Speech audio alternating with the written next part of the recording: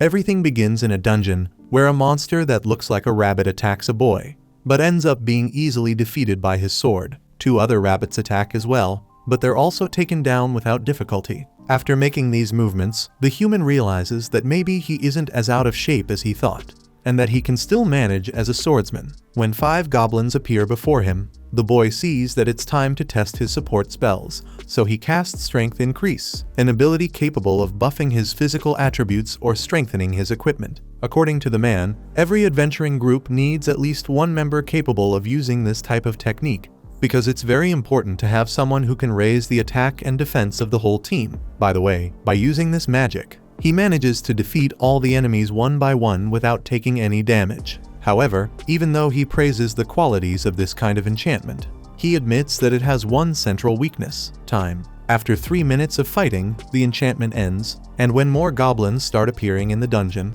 he has to repeat the same ability to stay ahead in the battle. While he destroys his new opponents, the human thinks about how an individual's resistance to magic affects the duration of their enchantment. In his case, it's only 3 minutes, and sadly that forces him to constantly watch the time so he can reactivate the spell whenever it ends, making enchanters like him always fight an endless battle against the clock. The boy is able to handle a sword, which isn't common for someone of his class, but this limitation is still a weakness. And speaking of weaknesses, that's exactly why the young man was kicked out of his adventuring group without ceremony by its leader, Oliver. Remembering that day with anger, the enchanter argued that the two of them were childhood friends who had always fought together. But Oliver confessed that during all that time, he only gave Orhan a few chances because they came from the same village, and that from now on, they would go their separate ways. Annalie and Derek, the other 2 members of the team, were more direct in making it clear that Orhan was only slowing everyone down, so Oliver threw in the towel and admitted that he was expelling his childhood friend because he wasn't strong enough. Unable to believe what he was hearing, Orhan remembered how he formed that team with Oliver 8 years ago, and how they reached S rank in a short time, becoming the first group to reach the 94th floor of the Great Southern Labyrinth, so much so that, because of that feat, they started being called the Heroes Party. With that memory in mind, Orhan acknowledged that maybe he wasn't strong enough. But if he wasn't, then no one in the group was. Oliver interrupted his friend to emphasize that they hadn't really understood the importance of an enchanter to the team until that joint attack last month, when they saw how incredible the enchanters from the other S-rank groups were, while Orhan was weak. Orhan admitted he wasn't that good because his real profession was swordsman. But even then, he developed his own original magic, not wanting to hear excuses. Derek and Annalie cut him off aggressively and reminded him that he only changed professions because he was worse than Oliver with a sword. But even in his new class, he didn't stand out. In response, Orhan argued that he only became an enchanter because the group needed one, and because he was the one with the most aptitude for it, pushing himself to the point of developing his own magic to compensate for his weaknesses, ensuring the group survived the deeper floors of the dungeons because of that. Once again, the boy was interrupted, this time by Oliver, who made it clear that they already had a replacement enchanter. This news shook the expelled member deeply, while Annalie commented without the slightest remorse that they were the heroes' party and couldn't be slowed down by someone who couldn't keep up with the rest of the group. Understanding once and for all that there was no place for him anymore, even though he couldn't believe he had been thrown away like that after everything they had been through together, Orhan headed toward the exit, heartbroken. The mage also pointed out that he was able to use some magic and a sword, but everything at a rank, and even so he kept trying to tell everyone what to do, which was quite irritating. According to the girl, people like Orhan are called Jack of all trades, a way to belittle those who only serve to fill in gaps and aren't that important. Filled with hatred over the way he was expelled from his team, Orhan can't swallow being called something like that, a Jack of all trades. Even so, he didn't leave the group empty-handed, since through his own effort, he figured out a way to combine his 2 professions, swordsman and enchanter, becoming an adaptable enough adventurer to make this fusion work effectively. With this technique he acquired, Orhan hopes never again to be called a jack of all trades, and that one day he'll be an adventurer capable of doing anything. After finishing his expedition in the dungeon, the boy registers the teleport crystal so he can return directly to the 7th floor next time. However, when he's about to leave, he runs into a group of adventurers who had to flee from a horde of orcs and were forced to leave a little girl behind. Because if they had stayed, the leader explains, everyone would have been killed. and he decided to prioritize his older companions. Orhan can't help but worry when he hears that, but he tries not to get involved in the problem, convincing himself that the girl was just unlucky to have joined the wrong group. However, he knows very well the pain of being abandoned by your team, and knowing that makes Orhan turn back and decide to intervene. Taken by indignation, he accuses the group of abandoning a teammate and then making excuses so they wouldn't have to save her, the kind of people who irritate the enchanter the most. One of the members responds that he wouldn't have been able to save the girl even if he had stayed behind. And since he's not the type to swallow an insult, he tries to punch Orhan, who easily counters and throws the kid to the ground. Quickly, Orhan asks where the girl was left. Speaking of her, the poor young girl was surrounded by orcs and on the verge of being devoured alive. In a desperate move, she plays her last card by invoking a magical shield to keep the monsters from getting closer, while they tried to break through the barrier and she screamed for her older sister. Suddenly, just as the defense shatters, Orhan arrives, unleashing an arrow shock and driving the enemies back. They immediately start attacking the man instead. As always, Orhan prepares his sword and buffs himself with strength, boost his main battle combination, then engages the orcs in close combat. He also activates technique boost to face opponents of that caliber, which makes the girl confused about this man's profession, since he seems to be both an enchanter and a swordsman at the same time. After defeating some of the orcs, the human casts sharpness boost to make his blade even more capable of tearing through the enemy's flesh. When he returns to the fight, the girl is impressed, having never seen anyone fight like that. Facing this horde, Orhan understands why that low-ranked group ended up running away. But he, on the other hand, knows he can handle this on his own. With that in mind, the swordsman heads into the center of the chaos and performs a series of strikes that shred a large portion of the monsters. Then, he displays technique and speed as he beheads his opponents with extraordinary ease, leaving the little girl more and more astonished by the extent of his talent. Soon enough, when the enchanter finishes off all the orcs, the girl collapses onto the ground in relief and starts crying. After getting the girl safely out of the dungeon, Orhan was simply saying goodbye, not expecting much, but eager to thank him properly for the help he gave. The girl says she is eternally grateful and introduces herself as Sophia Claudel. Hearing her last name, the swordsman finally notices the crest on her tunic, then introduces himself in return as Orhan Dura, a name Sophia really liked. Wanting to make up for the trouble she caused, the girl offers to pay for the boy's dinner. And although he says he didn't help her expecting anything in return, she is so intent on rewarding him somehow that he ends up accepting the invitation, even if a bit awkwardly. So she takes the enchanter to a restaurant whose sign carries the same crest as her clothing. According to the girl, it's a very cheap place, but the food is great. This confirms for Orhan that Sophia Claudel is indeed part of the Silver Rabbits of the Night Sky, one of the biggest and most popular clans in the kingdom of Nohitn. Once inside, Sophia is startled to see her older sister in the establishment, and she explains that she's there for a meeting nearby. She asks who the boy with her sister is, saying Sophia is far too young to be dating. Embarrassed, Sophia panics and can't explain what's going on, until her older sister finally realizes she is standing before Orhan Dura. Scratching his head, Orhan says, "Long time no see, Selma Claudel." Sophia doesn't understand how this guy knows her sister, so he explains that Selma is the leader of the Silver Rabbit's most powerful S-rank, simply the strongest enchanter in the kingdom, largely responsible for making the enchanter profession well known, as well as creating the idea of group members having different roles. In the strategy she created, each team is divided into 3 functions: attackers, who take down the enemy; defenders, who act as shields; and supporters, who provide assistance. This strategy revolutionized the way adventurers carry out their missions, forever changing dungeon expeditions. According to Orhan, the hero's party is no different, and that's why he had to abandon his swordsman profession to become an enchanter. After seeing how strong Selma was in last month's joint assault, that's when his teammates decided Orhan wasn't good enough,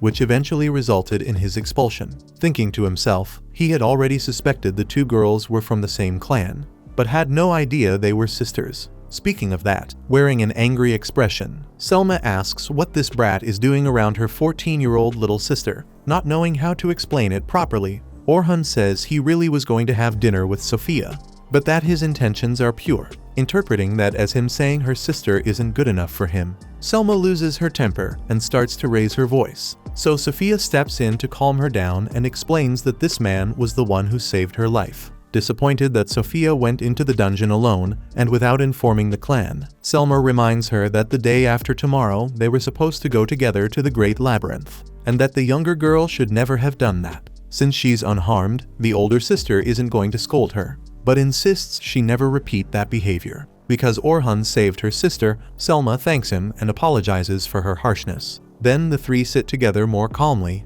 and Selma mentions she hasn't seen Orhan since that joint assault last month when they met, and that this is the first time the two have talked like this. Since they're in the same class, they were placed together in that battle, where Selma took command and Orhan served as support. Selma praises the boy's performance that day, and Sophia comments that it sounds like her sister has known this guy for a long time. Selma is surprised that the younger girl had never heard of Orhan Dura, since he is a member of the Heroes Party. The girl is shocked to learn how important he is, but Orhan says he no longer belongs to that team, without revealing the exact reason. Hearing that, Selma asks if he is free, thinking she is about to recruit him for the Silver Rabbits. Orhan doesn't even let the girl finish and declines the invitation immediately, because he wants to stay without a group for a while. Selma explains that the young man misunderstood the situation. In reality, she has the perfect job for the swordsman, accompanying her clan on the training expedition that will begin the day after tomorrow. This expedition is meant to recruit new members, where A rank and S rank veterans will lead these new recruits for 3 days as they descend to the 50th floor of the Great Southern Labyrinth. Impressed that this would take only 3 days, Orhan comments that the best novice adventurers would take 6 months to a year to do the same. Selma then explains that it's possible if they take the shortest route. She also admits that the expedition sponsors are demanding quick results. Orhan points out that even the Silver Rabbits have their own problems, but he still doesn't understand why the sponsors are pressuring the clan so much, even after such a bold promise regarding the expedition. Either way, since she's determined to move forward with this mission, the swordsman thinks that if the goal is to strengthen the clan as a whole, then the novices who wouldn't be able to defeat the floor boss could explore the deeper levels on their own. Selma is impressed that he figured that out based solely on the little she said, which means he's sharper than she thought. In labyrinths, adventurers must defeat the bosses that appear every 10 floors in order to keep descending, and it's very common for recruits to die in fights of that level. But if the more experienced adventurers handle those battles, the novices can simply register at the crystal and proceed to the next floor. In fact, that's why the leader wants Orhan Dura to join this expedition. He asks if it's really okay for someone from the outside to be part of it. At that moment, the woman holds his hands, making him flustered, and emphasizes how much she respects him as an enchanter. The boy is glad to hear that, but it also reminds him of the reason he was expelled from the Heroes Party, not being as strong as Selma during their combined attack. And now she's asking him to return to being an enchanter, which doesn't sound very appealing considering the recent trauma he went through. Because of that, Dura ends up refusing the invitation. But Sophia says she's going as well and insists that he join them, shaking him a little. He promises to think about it more, but emphasizes that he abandoned the enchanter profession to focus on being a swordsman, and if he's going to take part in this mission, it will be in that role. Even though she's surprised, Selma accepts his condition, because deep down she believes that if things get heated inside the labyrinth, Orhan Dura will return to being an enchanter to deal with the situation. Either way, if he decides to participate, he must go to the Silver Rabbits headquarters tomorrow morning. At nightfall, Orhan goes to the shop of an old man who, despite being close to closing, welcomes the boy warmly and offers him tea. After all, he feels enormous gratitude for all the promotion the boy gave the shop when he became a member of the Heroes Party, which boosted sales. Speaking of that, the boy apologizes to his grandfather before revealing that he's no longer part of the group. Even so, the elderly man says his gratitude for his grandson will never diminish, and that Orhan is still himself with or without that team. He knows very well how hard the boy worked to help, and that will never be forgotten. In the old man's opinion, people like his grandson are essential for society, and seeing how the boy struggles to accept compliments, he urges Orhan to receive such words of affection better whenever he hears them. Trusting his grandson's intuition and character, the grandfather asks him to do what he believes is right, because his journey is long and only just beginning. Therefore, Orhan should live for himself, but never stop helping others. Whatever happens, his grandfather will always be by his side. The next morning, Orhan Dura reports to the Silver Rabbits HQ. Seeing that he looks well, Selma asks if he feels relieved to have left the Heroes Party, and he answers that it's something like that. Next, Vince Brawers, the clan leader, thanks the young man for coming and admits he has heard quite a lot about him, including the unfortunate part about him leaving the hero's party. As for Orhan, he doesn't go into that subject and instead wants to know more about this teaching expedition. Selma then reminds him that in 3 days they'll be heading to the 51st floor of the Great Southern Labyrinth. Before reaching that level, they'll stop on the 21st floor on the first day, the 36th on the second day, and so on. In the middle of that explanation, we see an earlier moment when Selma told the leader of the rabbits about Orhan Dura's departure from the hero's party, and how she saw it as a terrible loss for the team, since they certainly wouldn't be as strong without Dura. Selma agreed, because the enchanter raised the team to another level with his support magic. Sure, Orhan's spells were less potent than average, but his enchantment speed was impressive 4 times faster than hers. On top of that, Selma had seen Orhan use original spells, and she noticed that he had great ability to analyze situations, predict the next move, and provide magical support at the right moment. He had every skill an enchanter needs. With his absence in the hero's party, Selma believed the Silver Rabbits would return to the top very soon.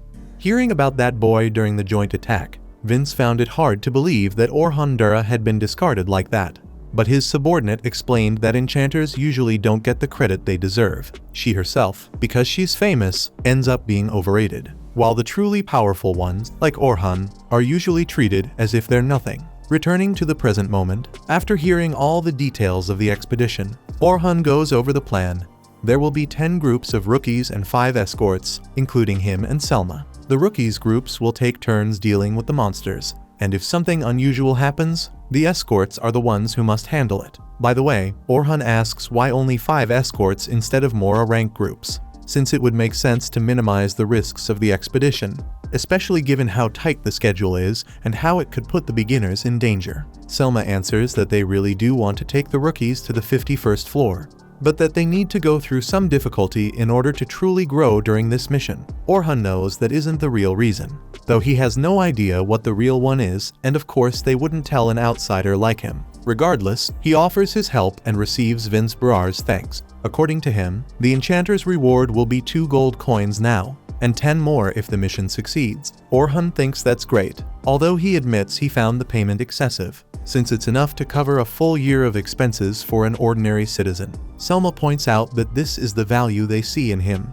so he promises to do his best. Hours later, Orhan Dura heads to the dungeon entrance where the excursion will take place, and the rookies are gathered, preparing for the start of the journey. When Selma and Sophia appear and greet him, he notices that the little girl's outfit is the same as before, probably the standard uniform for beginners. He also says she looks great in that outfit, making Sophia blush as she thanks him.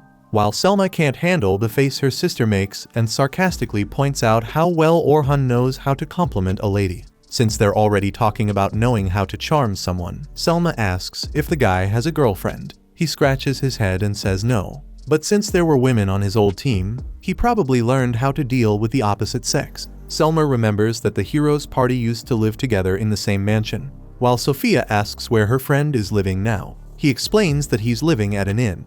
Selma panics, trying to understand why her sister would want to know that, since it sounds like she might be planning to visit him.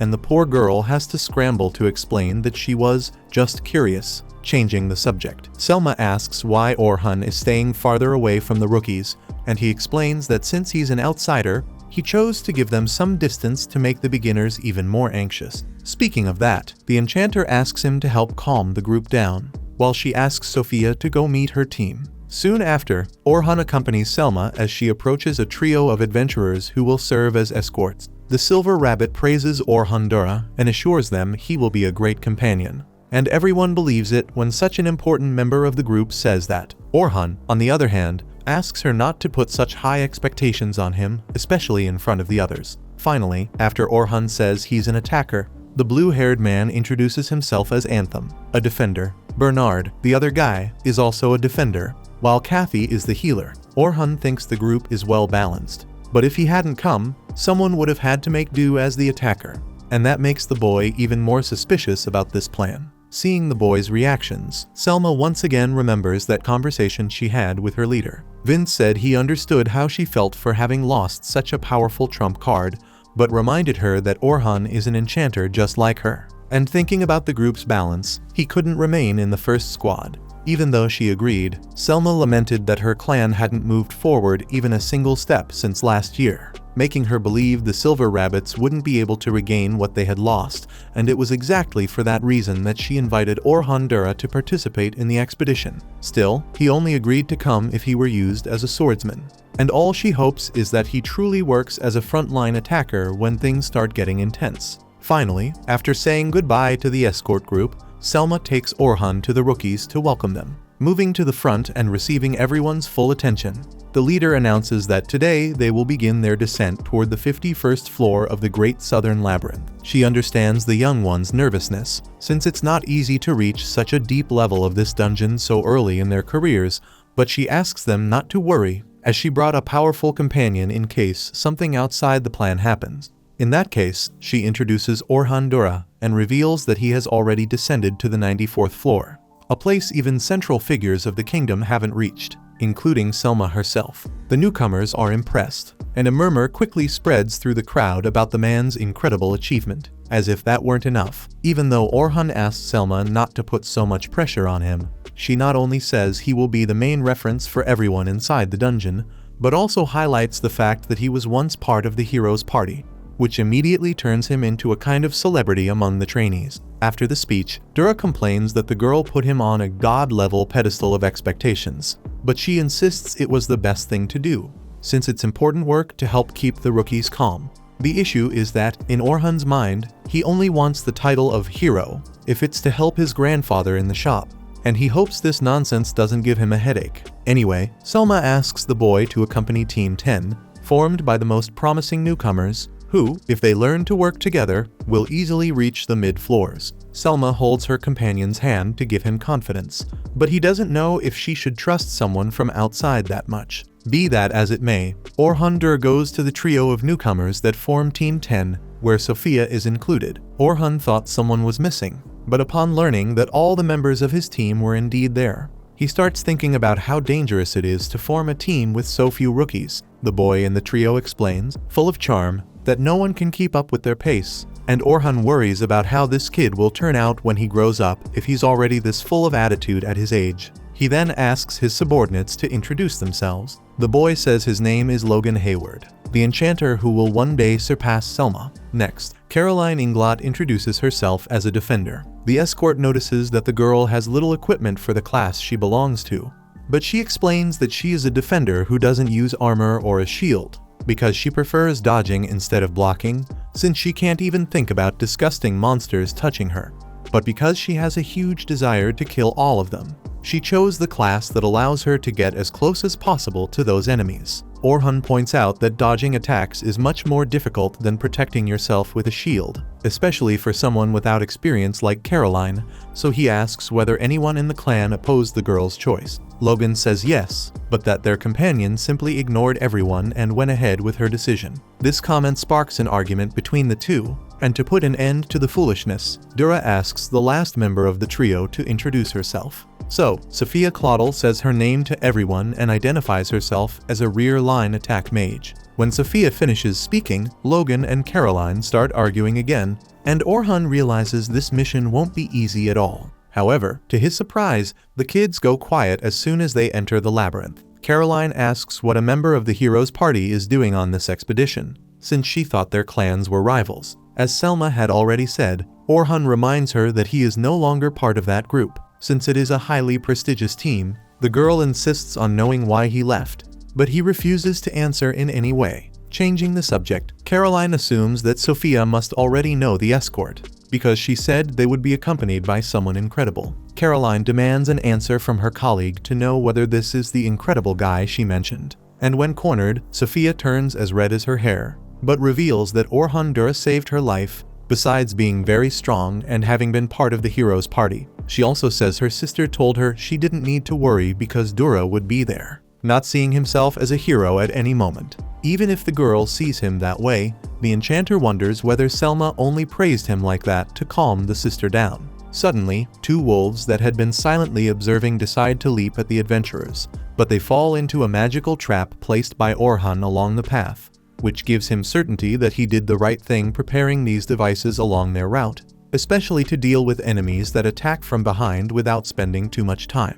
After all, time is something they don't have much of, and if they're going to waste any, it should be on harder fights. Some time later, when Team 10 reaches the 20th floor, Orhan has watched his rookies fight enough to understand he won't have problems for the rest of the training expedition. Honestly, he thought Logan was just a cocky kid, but he really is a skilled enchanter. If he manages to perform well in longer battles, he will certainly be very useful in a ranked group in the future. However, even though he is a genius, he is terrible at giving orders, which is essential for his class, although he can develop this skill over time, of course. Caroline is indeed extremely fast, as a dodge-type defender requires, but she has two problems. The first is that she attacks impulsively and without thinking, and although she really does need to be the group's front line, the way she exposes herself is concerning. Second, Caroline uses only 2 daggers as her weapon, which certainly matches her style, but does not provide enough firepower for the group. Lastly, Sophia is not as impressive as the other two, but she is already stronger than a common rookie. She was a bit passive during the fights and failed by hesitating at certain moments, but that will change once she connects better with her teammates. Also, Sophia doesn't have any very notable weaknesses, which creates expectations regarding her future development. Meanwhile, with help from the 3 escorts, Selma's group defeats the boss of the 20th floor, then asks the newcomers to register the floor on their guild cards so the expedition can end for the day. With some free time, the Enchantress goes to Orhan to hear what he thought of the first day. He agrees that Team 10 has a lot of potential, but he regrets that they're not working very well together. He even admits he's especially worried about Caroline, although Selma insists the girl has improved a lot recently. That makes the boy wonder what she must have been like in the past if she still behaves this way today. The next day, Orhan Dura is shocked when he reads a front-page story in the newspaper about the new enchanter of the hero's party, which makes it public that Orhan was expelled from the team. Upset by the humiliation, he crushes the newspaper in his hands. He also fears that some rookie may have read the article and started seeing him differently, which is exactly what he doesn't want. When he leaves the inn and heads toward the meeting point, Dura is approached by a girl named Luna, whom he hasn't seen in a long time. Back in the hero's party, even when Orhan was treated worse and worse, Luna was the one who kept treating him kindly, just like always. And when he was expelled, she wasn't there. She had been away doing something for her family, and if she had been there, things probably would have turned out differently. Faced with yet another complicated issue involving his former team, Dura realizes how much this subject has really been consuming his mind. Luna practically begs her friend to come back to the party, but when he asks whether the others feel the same, she admits that she's the only one asking for the enchanter's return. Still, if Orhan decides to come back, she'll do everything she can to convince the others. Even though he's caught off guard, Orhan can see in Luna's eyes that she's serious, but he declares that it's already too late for that, especially after the article he just read. Hearing this, Luna takes his hand and reminds him that they promised to finish the Great Labyrinth together. But Orhan hardens his expression, pulls his hand away, and says that this was a promise the two of them made together with Oliver, and Oliver was the one who expelled him from the team, so that promise will never be fulfilled. With that, Orhan walks away, irritated, admitting to himself that he wanted the 3 of them to stay together forever, that he truly wanted them to fulfill what they promised. But there's no use crying over spilled milk. Orhan Dura no longer has anywhere to go back to. Continuing his walk, the boy reflected on how he had been expelled from the heroes group for being weak. That was even what the newspaper said. Orhan knew that at some point, a new member would join the group. But the truth is that he couldn't avoid feeling bad about it, even more so after that article, which called into question the credibility he had as an adventurer, something that could make it harder for him to find a new group. In fact, it wasn't just in Orhan's head that people would comment on the newspaper story. The rookies had found out about it and were talking among themselves about the case, including Logan, who began to question whether their instructor had really told the truth about his old group. At that moment, Orhan arrived and said good morning to the youths who, even though they tried to keep things the same, made it clear to the enchanter that the atmosphere was quite strange, especially after how much Selma had introduced him as if he were a god. Speaking of her, Selma came running and apologized for not knowing about the newspaper article. Orhan said she didn't need to apologize and that the expedition would be a failure if the leader lost her composure. The woman regretted not being more careful before using Dura as inspiration, but he was the one who apologized for not being completely honest. In any case, he kept his word that he would support the enchanter on this expedition, whatever happened. So she should keep her head held high as always. In a relaxed tone, Bernard stated that at least Orhan really had reached the 94th floor, and the other attendants reaffirmed that they still felt at ease with the company of someone so strong. In line with that, Selma highlighted that Orhan's work yesterday did not fall short in any way. In other words, everything was in its proper place and functioning as it should. Then, the three youths from Group 10 approached to wish the escort good morning, and he immediately brought up the subject of the newspaper. Sophia grumbled that the article was full of lies, just like Caroline said, but Logan wanted to know whether what was written there was true. Orhan confessed that most of it was true, which surprised the boy. By the way, the escort admitted that he really had been too weak and, even today, he is not the hero everyone expects. Sophia pointed out how strong the man was for having defeated more than a dozen orcs in the blink of an eye, and he acknowledged that he was strong enough to take the kids up to the 51st floor, and, even if he wasn't a hero, as an explorer, he promised to protect the three youths from any threat and hoped they would do their best, just as they had yesterday.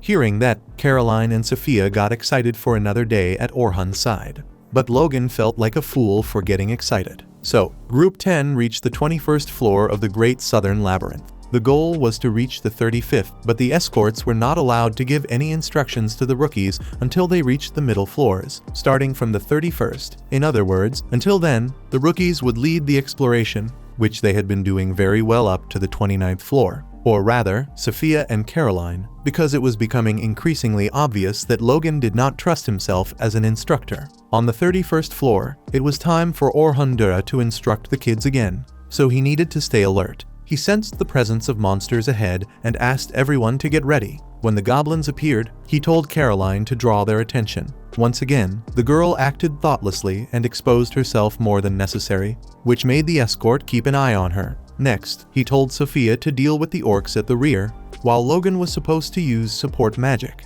However, before Orhan finished speaking, Logan had already begun doing so, because, in his mind, the instructions Dura gave were the same that anyone would give, nothing different, so the boy wanted to confront his escort. With her buffs, Caroline handled the frontline goblins easily, but Sophia was trembling with fear at an orc that had appeared in front of her, probably because of the trauma she had suffered. Watching the scene from afar, Logan asked whether Orhan wasn't going to help the girl, and as the monster got closer and the escort didn't move, the boy came to the conclusion that he really couldn't count on him. Suddenly, Orhan cast an agility reduction on the orc and reassured Sophia, reminding her that she was accompanied by her teammates, so she should stay calm and do her best. Thus, Sophia focused and cast a powerful fire dart at the orc, leaving her companions impressed that she had used an advanced attack spell. Meanwhile, while Caroline hugged her friend for doing so well, Logan grew more and more confused by the whole situation. When they descended to the 35th floor,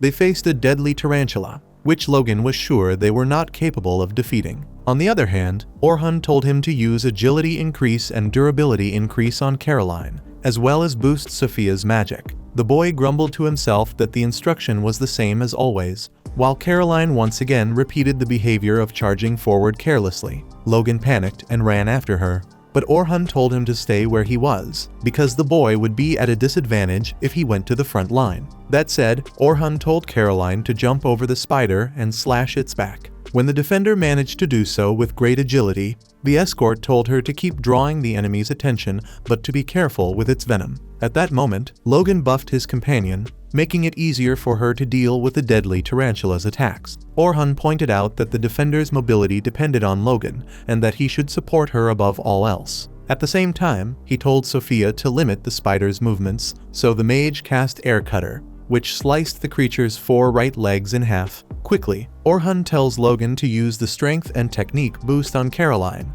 but because the boy hesitated for a moment, thinking the fight was already won, that gave the spider enough time to wrap the defender in its web and start pulling her toward its mouth. Orhan advises the girl to cut the web with her daggers, and Logan starts to suspect that the guide gave that instruction because he already knew this was going to happen. Orhan tells Sophia to prepare a stone arrow, while the party's enchanter needs to cast another magic boost on Sophia, since the previous buff is about to end. While Caroline screams that she can't tear through the web, Orhan reflects that Logan can only use 3 spells at a time, so there's no helping it, the guide needs to step in. Right away, Dura casts Sharpening Boost to sharpen Caroline's daggers, allowing her to cut the web that was holding her with ease. Then he tells Sophia to take action, and she fires the stone arrow at the deadly tarantula, defeating the creature instantly. At the same moment, Caroline runs to celebrate with Sophia, while Orhan tells Logan that everything worked only because of his support magic. The boy, embarrassed, thanks him,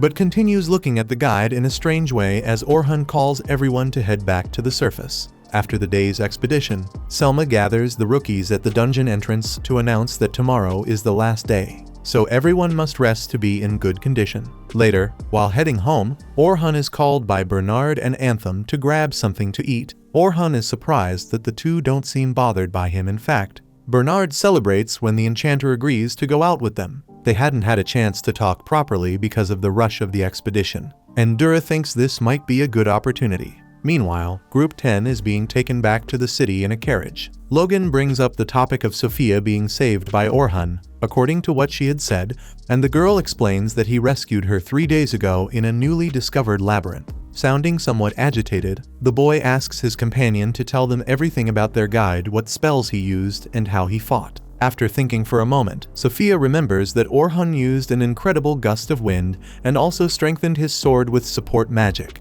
Logan believes he used a Sharpening Boost, a spell used to buff weapons, not people. Caroline points out that this was the spell the instructor used on her today, which made her knives very sharp. Based on what was said, Logan understands that Orhan also knows how to use close combat weapons, and Sophia explains that he switched to a frontline attacker after being expelled from the hero's party. Hearing about Orhan's change, Logan is surprised, since the instructor behaved like a perfect enchanter earlier. On top of that, the boy recognizes that he felt angry because he thought Orhan had let him down.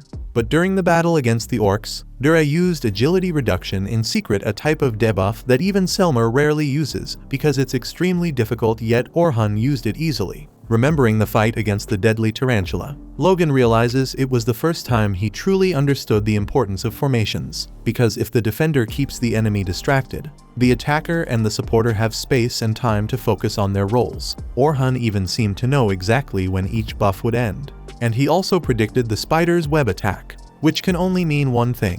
Orhan Dura was reading the situation perfectly and giving the most appropriate instructions for each case. That makes him an excellent enchanter. But Logan doesn't understand why he switched to the front line. Maybe he really is a true genius, able to fight in such different ways, and the boy doesn't want to be left behind, so he promises to do his best to achieve his dream of becoming the greatest enchanter. Caroline comments that he has a scary look on his face, and he says he's just motivated for tomorrow. Later, when they arrive at the Silver Rabbit's Tavern, Bernard and Anthem insist on paying today's bill. Bernard assumes the enchanter must have celebrated a lot for having been part of the hero's party, but Orhan only remembers doing all the administrative work and not having time to have fun. Because of that, the other guides are outraged at the spiteful tone of that newspaper article, and Orhan thanks them for the empathy. Anthem asks if he really was the enchanter of that group, because when they met, Dura had said he was an attacker. Orhan explains that he switched to swordsman for good when he left the team.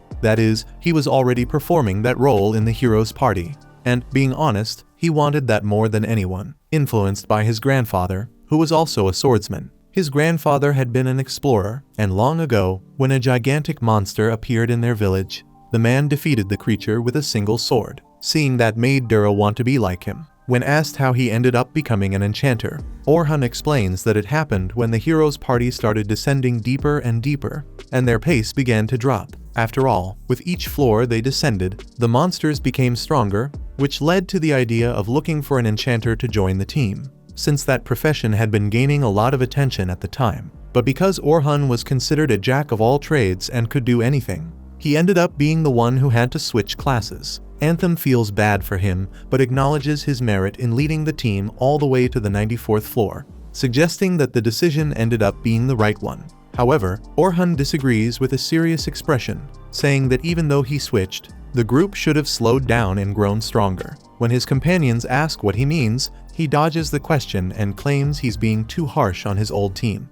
The truth is, as he thinks to himself, he can't say more than that. After all, the chance of the hero's party going beyond the 94th floor is 0. Since the guy was hiding his hand, Bernard changes the subject and asks what his ideal swordsman is like. Orhan answers that the best one is a jack of all trades who's effective at practically everything, the kind who can go from the lowest floors all the way up on his own. That's what he wants to be. Meanwhile, Caroline is taking a bath and laments that she and Sophia will have to say goodbye to Orhan after the last day of the expedition. Sophia also feels sad thinking about it and admits that she wishes he would stay with the silver rabbits. Since that's how she feels, Caroline advises her friend to ask him to stay, and although Sophia is sure it won't work, the defender insists that he might actually accept the girl's invitation just like her own sister did. Sophia replies that Orhan isn't like Selma, but either way, it really would be sad not to see the escort anymore, which makes the girl think that maybe she should make that request so she doesn't miss the opportunity.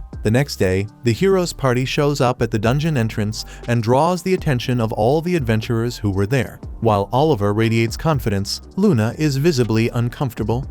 Next, Orhan Dura approaches the newcomers for the last day in which he must report for this service. Excited, the three children welcome the instructor with joy, and Caroline admits she would be even happier if they received a reward for completing this mission. Logan asks what she would like to receive, and the girl looks at Sophia, who becomes extremely embarrassed because she knows exactly what she would like to receive in this case: for Orhan Dura to stay in the night sky silver rabbits. With nowhere to run, Sophia gathers the courage to confess what she wishes for. But she is interrupted when Orhan Dura is called somewhere else. While heading to the place he was summoned to, Orhan Dura hears two newcomers talking about how the hero party is going into the deeper part of the labyrinth today, starting from the 92nd floor to test the new formation. Hearing that, Orhan Dura thinks it would be much more prudent to run those tests on the upper floors, where the risk is lower. But he quickly tries to forget about it. Speaking of which, on the 92nd floor of the Great Southern Labyrinth, Oliver is determined to conquer this dungeon. After all, they no longer have a loser preventing victory. Not only the leader, but the other members also remain convinced that Orhan Dura was a burden to the team, except for Luna, of course, whom Oliver wants above all to convince that he was right from the beginning. 2 days earlier, Philly Carpenter had presented herself to the hero party full of enthusiasm in light of the great feats of this famous team. According to Oliver, Philly Carpenter is a talented adventurer who reached the 100th floor in the Great Western Labyrinth, and she will be the team's first real enchanter. Derek and Annalie were satisfied that they no longer had to rely on that guy from before. Philly Carpenter even thanked them for the welcome party, and Derek commented that now that they weren't stuck with that nuisance on the team, they had every reason to celebrate. In fact, he was even startled when he saw the curtains Orhan Dura managed and realized that the hero party had a lot of money. Philly Carpenter asks if that money wasn't meant to fund the group's activities, but Oliver asks them to stop talking about Orhan Dura, because today is the new enchanter's welcome party. In the middle of the party, Luna arrives running to deliver urgent news, and although she is surprised to see the new girl, she puts that aside to reveal that Orhan Dura is going into the Great Southern Labyrinth with the Night Sky Silver Rabbits. Immediately, the other members begin questioning how someone that useless could possibly enter such a powerful clan, while Luna demands to know what happened while she was gone. It is at that moment that she learns, through her teammates, that Orhan Dura was expelled from the team.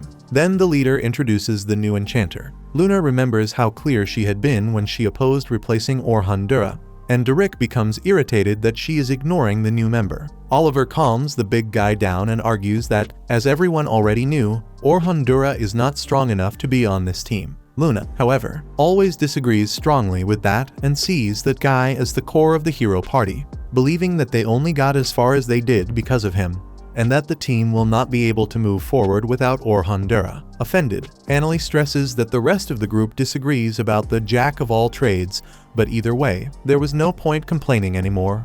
Orhan Dura was out, and that was it. Faced with the facts, Luna ends up giving in and accepting that there really is nothing she can do now. Then Oliver sighs in relief and starts a discussion about the immediate plans, since this is Philly Carpenter's first day. This time, the plan would be to run a test with a newcomer on the 92nd floor in 2 days, and if everything went well, they would descend to the 94th. However, Luna opposes the plan because she has no intention of kicking the bucket. Once again, she offends the other members of the group while explaining that, although Philly Carpenter is a talented enchanter, it would be prudent for them to start from the easier floors and then go down. Derek and Annalie insist that the 92nd floor will be easy, but Luna reminds them that the black dragon is there, and that they almost got beaten last time they faced that creature. Even so, the team members radiate arrogance and continue blaming Orhandura, saying he was getting in the way of the rest of the team. Oliver tries to calm the situation by reminding them they would only be testing the new formation, and therefore would not fight the black dragon. But Derek and Annalie remain convinced that they should confront that monster. Luna continues insisting that it would be irresponsible to do that without Orhandura, but Oliver puts his foot down and imposes that the plan will be followed no matter what. And so, we return to the present moment, where the hero party faces powerful enemies, even though they still haven't synced with the new member of the team. At the moment, they face a kind of mammoth with impressive endurance. Oliver tries to cut the monster, but its tusks are long and prevent the adventurer from getting close. Failing, the leader retreats and lets Derek take the front line with his shield, while he feels his body becoming heavier as his buffs wear off. Knowing things will get ugly if this continues, he asks Philly Carpenter why the buffs keep ending, and the enchanter, visibly anxious, replies that she still doesn't quite understand how the companions fight. Immediately, this makes Oliver remember that Orhandura had understood everything in less than an hour on his first day. Meanwhile, Derek takes a burst of power from the mammoth and is almost thrown to the ground. Then he gets scolded by Annalie because she was nearly hit. Trying to keep up appearances, the tank knows he could easily block that kind of attack. But today it's complicated. Annalie responds with a sequence of fire bullets that don't even tickle the monsters so much, so that Oliver thinks the sorceress must be joking. However, the truth is that her attack power is really quite weak right now. Worried, Oliver tells Philly Carpenter to buff the mage. The enchanter had already done that, but she tries to reinforce the spell anyway. Annalie tests her strength again by repeating the fire bullets, but once again they cause no damage at all to the opponent. Increasingly incredulous, Oliver thinks about how Philly Carpenter's support magic should be far stronger than Orhandura's. Even so, Derek is suffering on the front line trying to withstand the mammoth's overwhelming power. So he asks the leader to do something. Coming back to the real world, Oliver tells Annalie to circle around to flank the enemy. But the monster immediately notices her movement and almost hits the mage, forcing her to retreat. Because of that, Oliver asks Philly Carpenter to watch the monster's next attack and warn the group. But she regretfully says she won't be able to do that. Oliver argues that an enchanter's duty is to understand the flow of the battle. But Philly Carpenter can only use support magic for now, which starts to irritate Annalie. The team's leader sees how much weaker they all seem and begins to panic because he can't understand why until Luna finally approaches to explain the reason for everyone's weakness. However, just as she is about to reveal it, the famous black dragon suddenly appears, intimidating everyone with its terrifying appearance and destructive aura, eyes bulging. Oliver points out that this dragon wasn't supposed to leave the floor boss area. Unconcerned, the winged monster stomps the mammoth like it was an insect. Its size is simply unbelievable. Luna shouts that they must retreat, but Derek and Annalie refuse, giving the final word. Oliver argues that they've beaten this monster before and can do it again. So they charge at the black dragon, which responds by spitting a fireball at Derek. Even though he raises his shield to protect himself, the human is still thrown across the ground by the sheer force. While Luna runs to heal him, Oliver questions why Philly Carpenter didn't buff the tank. But the harsh reality is that the enchanter is completely frozen with fear. Annalie fires a fire lance, but once again her magic has no effect at all on the enemy. Fortunately, when the dragon counterattacks, it ends up hitting a rock with its fireball instead of the girl directly. Though she still takes considerable damage, seeing the critical situation, Luna keeps insisting they should fall back, while Oliver struggles to concentrate amid the chaos and the looming possibility of everyone's death. When the black dragon begins charging its strongest power, the swordsman manages to snap Philly Carpenter back to her senses so she can cast a buff on him. Once she does, the team leader begins a magic convergence. Luna thinks he needs more convergence, but there's no time left for anything else. So Oliver casts Divine Flash, which collides with the black dragon's attack and causes an explosion. After that, the man sees that the monster remains completely untouched, and that's enough for him to understand that this battle cannot be won. Giving up, he finally asks Luna what they should do, but Luna reminds him that he's the leader and that he needs to pull himself together and get back into the fight. Still, seeing he's barely holding on, the girl says the only way out is to use the whimsical portal, a magical item used for emergency escapes that can only be activated inside a labyrinth. It creates a forced spatial connection between the place where it's used and another location. On the other hand, Philly Carpenter says that this item will send the group to a random floor boss area, either on an upper or lower floor, meaning they'll have to face another boss. Even so, Luna thinks it's better than fighting the Black Dragon, which is one of the strongest bosses. Therefore, Oliver pulls out the whimsical portal and throws it on the ground, opening the passage the party must enter. Struggling, the members move too slowly and are prevented from entering by the Black Dragon, which spits a stream of flames and, strangely enough, enters the portal alone. It closes right after the creature goes through. Derek feels relieved that they escaped, but Luna explains it's actually the worst thing that could have happened,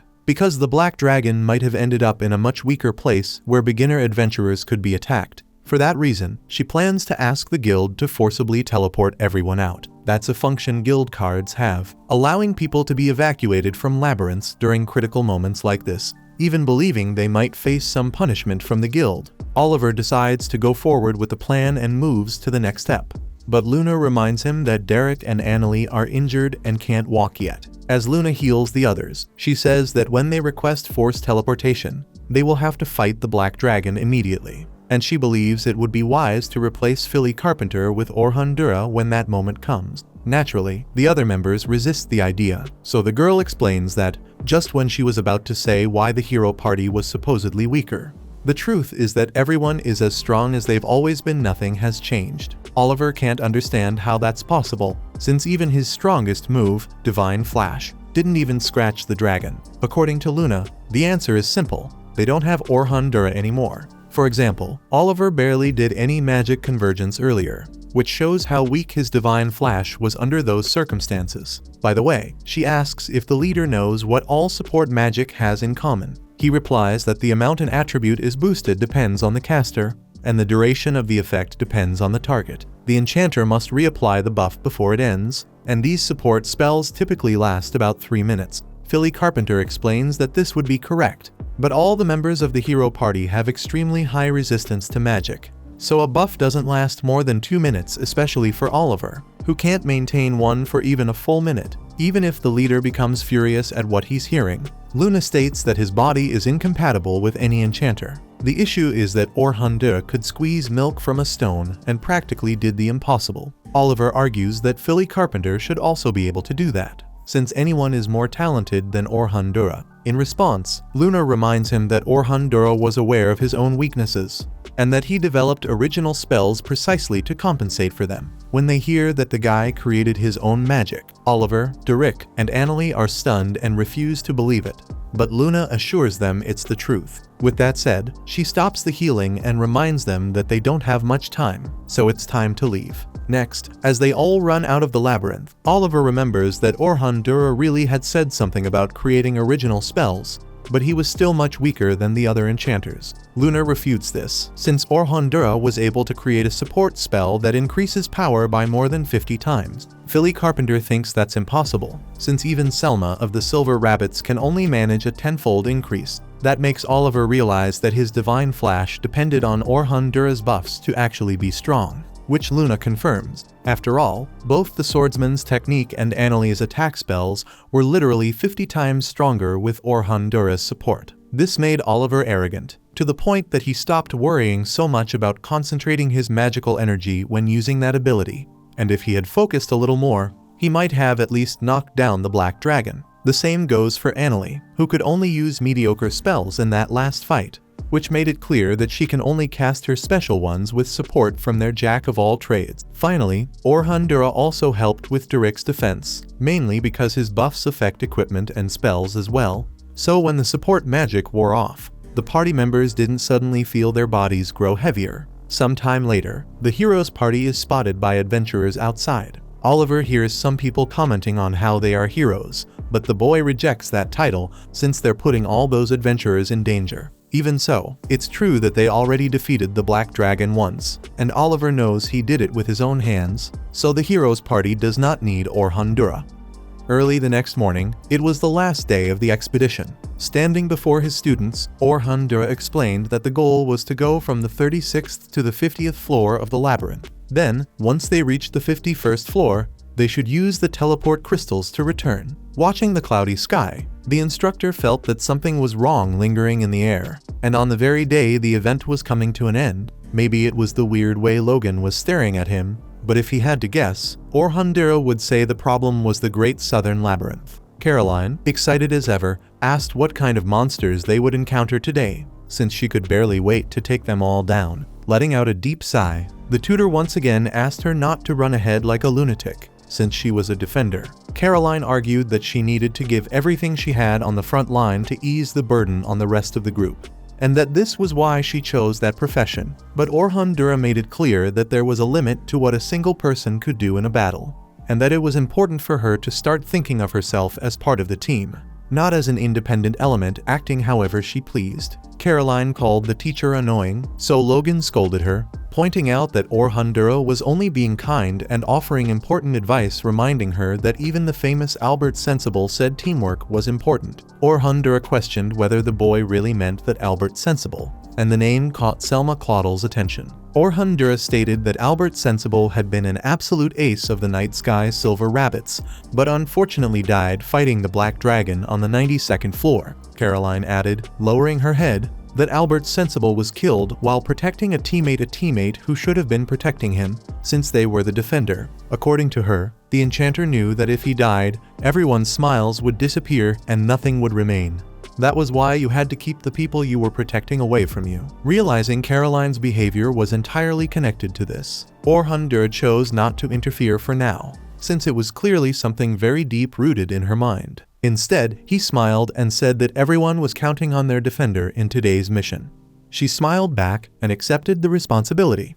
Sophia asked if the instructor also had something to say to help her improve, while Logan grew jealous and begged the leader to tell him how to become stronger. Later, on the 36th floor of the Great Southern Labyrinth, while the kids warmed up for what was coming, Selma Claudel approached Orhandura to comment that the boys seemed to have taken a liking to him. For his part, Orhandura had been worried about how they saw him after that newspaper story, but in the end, it seemed they had accepted him. Selma remarked that Caroline and Logan had the kind of talent that made trouble, but would have a bright future ahead. Changing the subject, she had heard them talking about Albert Sensible and said that losing him had been a great setback for the team at the time, and that this was exactly why the heroes group managed to pull ahead and conquer the Great Labyrinth. Orhandura replied that facing the Black Dragon had also been very difficult for them, and that they could easily have lost someone, just as Selma Claudel's team had. According to her, Albert Sensible had been someone they could always count on, which left a huge emptiness in everyone's heart.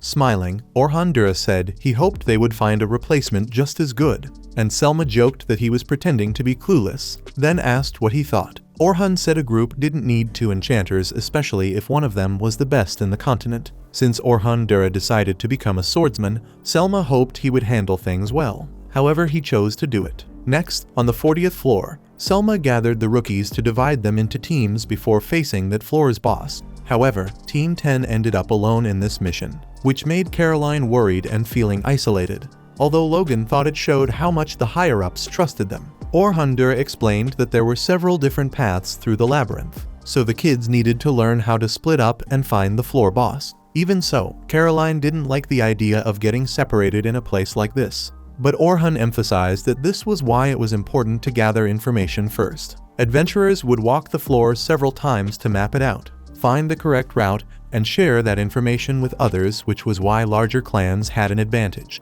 Caroline then said it was time for the professor to share what he knew with the rookies, since he had gone deeper into this labyrinth than anyone else. Logan thought it was a great idea to learn more about the creatures waiting for them in the more dangerous areas, and the instructor said that the lower floors started at the 76th and were like a snow-covered mountain. He tried explaining more about what happened down there, but the kids were so excited that they kept interrupting him with new questions until Orhandura completely lost his patience. Meanwhile, Lunar rushed into the Adventurers Guild and urgently demanded the guild master, since they needed to teleport everyone out of the Great Southern Labyrinth immediately. Back inside the dungeon, the kids' instincts told them something was wrong. They had walked a long time without encountering a single monster. Logan asked the instructor if it was normal for this floor to be like that, and he said no. Deep down, he felt the same sensation he'd had before entering this cavern, like the monsters were afraid of something. In the middle of this, Caroline couldn't stand waiting to fight anymore, until finally a monster appeared before them. As expected, the girl dashed straight toward it. The creature raised its club to strike her as soon as she got close. But before that could happen, Orhandura cast an agility reduction on it to make sure his student wouldn't get hurt. With the path clear, Caroline delivers 2 quick strikes that finish the creature off, then starts celebrating. Logan comments with concern that Azero goblins are extremely fast and strong, and that if Orhandura hadn't cast a debuff on it, the story would have been different. Caroline doesn't want any moral lesson because she won, but Orhandura insists that the defender is the core of the group, and if she gets into trouble, Logan and Sophia will do anything to save their companion, which would put them in danger. The very thing she wants to avoid. Seeing that everyone is genuinely worried and disappointed, Caroline apologizes, while Orhandura explains that dodge-type defenders can use something called active defense, and since the girl can't settle down and focus on protection, he's going to teach her that technique. It's a method of drawing enemy attacks and then restricting them. For example, every living being physically prepares before attacking, like taking a step forward before throwing a punch. If Caroline cuts the attacker's leg at that moment, he won't be able to take the step he needs to attack. Therefore, if she can read the enemy's movements and strike the exact point they use to commit to an attack, the defender can prevent damage to the team. Excited, Caroline is sure this will be her trump card to always act on the front line. Though Orhandura says the goal is not to defeat enemies, reminding her that her role is to draw their attention and stop their actions. Returning to the guild alongside the entire heroes party, Luna asks the director for a forced teleport. The man says the mana cost for something like that is enormous and that he needs an excellent justification to use it.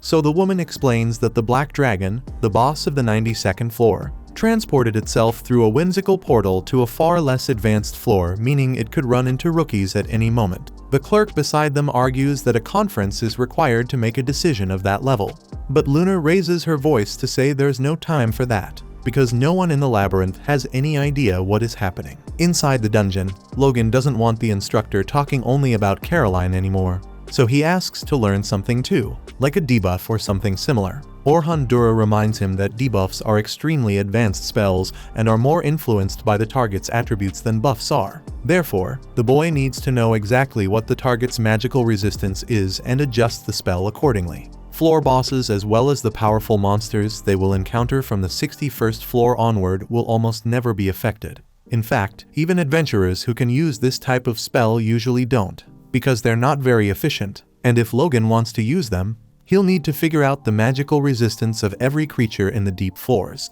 The boy is completely discouraged by this bucket of cold water, while Orhandura emphasizes that the boy's priority should be mastering the buffs he already knows and gaining more experience. So, instead, Orhandura is going to teach him to use magic in a fun way, and asks him to look behind him. When he does, Logan sees 2 wolves falling into a magical trap and being violently impaled by powerful spears. Frightened, the children ask when he placed that trap there, and he says he has been preparing traps all along the path since they entered the labyrinth. The lesson is, if Logan can avoid being attacked from behind, the group can focus only on what comes from ahead. After all, it's also the enchanter's job to use these traps to restrain enemy attacks and create a favorable battlefield for his team. Grateful for the lesson, Logan's eyes shine as he realizes that this guy is the kind of enchanter he wants to be. Lastly, Orhandura turns to Sophia. At the Adventurers Guild, they begin the forced teleport, but it will take time to gather the mana needed for the spell. One of the casters says it will all be Oliver's fault for allowing this to happen. But Derek and Annalie protest, saying they didn't do anything wrong. An argument is about to break out, but the guildmaster orders everyone to focus on the spell, because many lives are at stake. Luna, in turn, thinks that Orhandura may be in danger. Speaking of him, the instructor says Sophia needs parallel construction, the ability to use 2 or more spells at the same time, something every high-level mage must be able to do. It seems difficult, but once she gets used to it, the girl will manage at least 2 at once, since there are people who can cast dozens. Sophia thought that simply using special rank magic was enough to be an advanced mage, and Orhandura says that the deeper they go into the labyrinth, most monsters cannot be defeated with a single special rank spell, and even if she tries using several in sequence, that takes time she won't have when dealing with stronger enemies. That's where parallel construction comes in. It consists of starting a second spell when the first is only halfway through. optimizing the wasted time so she can attack efficiently. Still, a mage isn't made only of advanced spells. Even weaker spells have their importance when used at the right time. In the instructor's opinion, the student is strong enough to fight on the intermediate floors, so she should ask the veterans of the Sky Knight Silver Rabbits to teach her something. For example, Selma Claudel, her sister, being honest and embarrassed about it. Sophia admits she would rather have Orhan Dura teach her instead of her sister, thinking about how Selma Claudel will react when he tells her that Orhan Dura thinks it's better to ask Selma for permission first. But even so, Sophia is pleased, since her sister does everything she asks. During all of this, the forced teleportation spell is ready, but it still needs to be filled with mana. Only when that is done will the magic actually be able to be cast. At the same time, the guild master states that the hero's party must defeat the Black Dragon. Derek and Annalie straight up chicken out, especially after the last fight they had, but Luna accepts the mission without thinking twice. However, before that, she makes a request to the master. Meanwhile, after opening the floor boss's gate, Selma Claudel tells the newcomers to wait in the safe zone while the escorts handle things. With that, the more experienced adventurers face the main enemy of this floor, and everyone is counting on Orhan Dura's reputation to make it out alive. Taking responsibility, the enchanter guarantees that he will provide the support needed for the fight to end in just a few minutes, something Anthem doesn't seem very confident about. In any case, while the newcomers protect themselves at the back of the room, Orhan Dura quickly moves forward and lands a cut on the giant's thigh with his sword, and Caroline notices that he reproduced what he taught her earlier: active defense. After taking the hit, the giant steps back a few paces and falls into a magic trap that raises a stone wall, which makes Logan realize that the instructor cut off the enemy's escape route after predicting its movements. At the same time, Selma Claudel begins a parallel construction, casting several spells at once, something Sophia watches with her own eyes for the first time. During the fight, when Bernard blocks an attack with his shield, Anthem takes advantage of the opening in the giant's guard to land a powerful sword strike that ends the battle. Based on what they saw, Team 10 understood in practice the things Orhan Dura had been telling them earlier, making them grasp the true meaning of teamwork. Running toward the Great Southern Labyrinth with the hero's party, Oliver asks why Luna asked the guild master to remove people from floors 40 to 51st, and she explains it's because Orhan Dura must be there. Annalie doesn't understand what that has to do with the jack-of-all-trades guy, and Luna replies that the hero's party is currently the weakest S-rank team. In other words,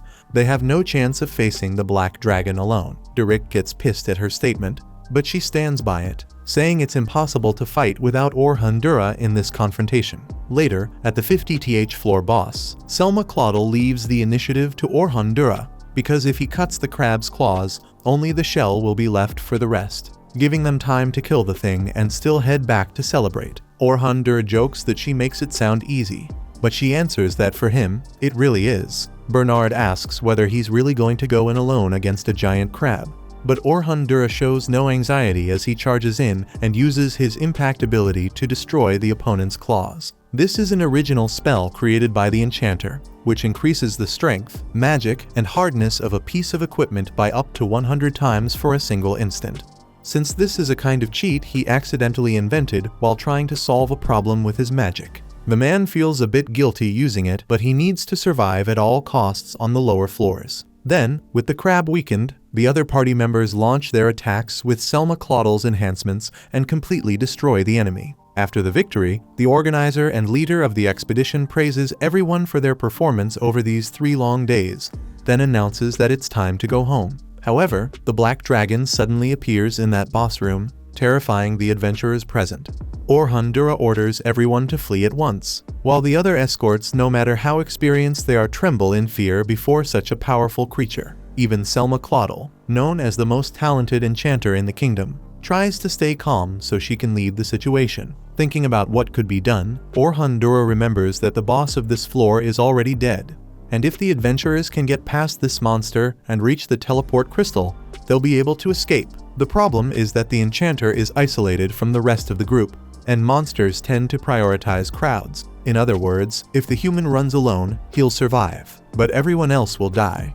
So he decides to stay and fight, because his job is to keep the rookies safe, and this is not the moment to betray everyone's trust, even if it costs him his own life. With that, Orhundura shouts for the other escorts to do whatever it takes to protect the rookies. Selma Claudel snaps back to focus and orders her subordinates into a defensive stance, with Anthem and Bernard forming the front line with their shields while Kathy creates a magic wall. When the dragon releases its first fireball, the barrier successfully absorbs the explosion. Because the moment the impact was about to happen, Orhundura reinforced the shield with his impact magic, making it possible for everyone to survive such a powerful attack from the Black Dragon. At the same time that Selma Claudel suspects Orhundura's assistance, the man charges toward the enemy and faces it on his own. After dodging a claw swipe, Orhundura throws a dagger at the dragon's eye. The creature has enough reflexes to shut its eyelid before it can be pierced.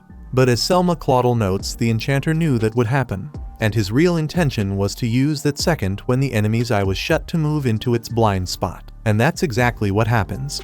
Orhundura leaps toward the Black Dragon's neck and lands a sword strike combined with his impact spell, causing a powerful explosion that fills the entire floor. Despite all his effort, the attack causes no damage to the monster. It may have surprised him, but not enough to make him give up. On the contrary, he tells the others to keep protecting the children, since he'll take care of the Black Dragon alone with the plan he has in mind. With that said, he puts on his necklace and, at high speed, draws the monster's attention. The dragon unleashes flames on him and attacks in every possible way, making Selma Claudel worry about leaving the boy alone against this creature, especially since it's clear he's pulling the Black Dragon away from the rookies. This isn't a regular opponent.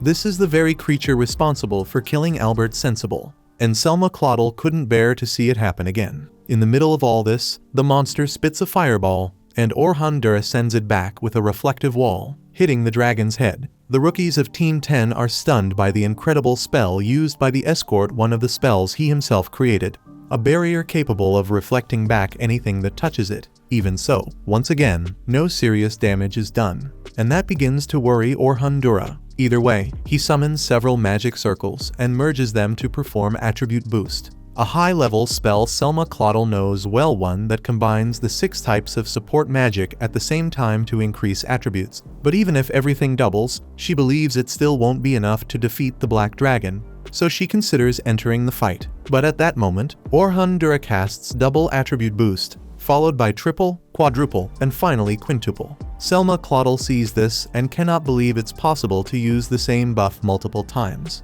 But the aura he releases makes it clear that he really has accumulated an absurd amount of power. Right then, the Black Dragon swings its tail in a fast attack at Orhundura, leaving Team 10 in despair. However, while the dragon searches for its target, Orhundura has already leapt behind it, climbing to a great height and grabbing onto the wall above the giant's head. From this point on, Selma Claudel gives up trying to figure out this man's powers. It's obvious he has already surpassed the limit of what a simple enchanter should be able to do. With so many original spells, with 5 consecutive spells used for this purpose, Orhundura has increased all of his attributes 32 times. But he knows he can't maintain it for long, since he is basically using 30 different spells at once, draining the user's energy at an alarming rate. Knowing he has to finish this quickly, the Spellblade runs toward the Black Dragon and avoids a tail swing with an extremely high jump. On the other hand, that should have left the boy vulnerable to a second strike if he hadn't created a platform in midair to push off of,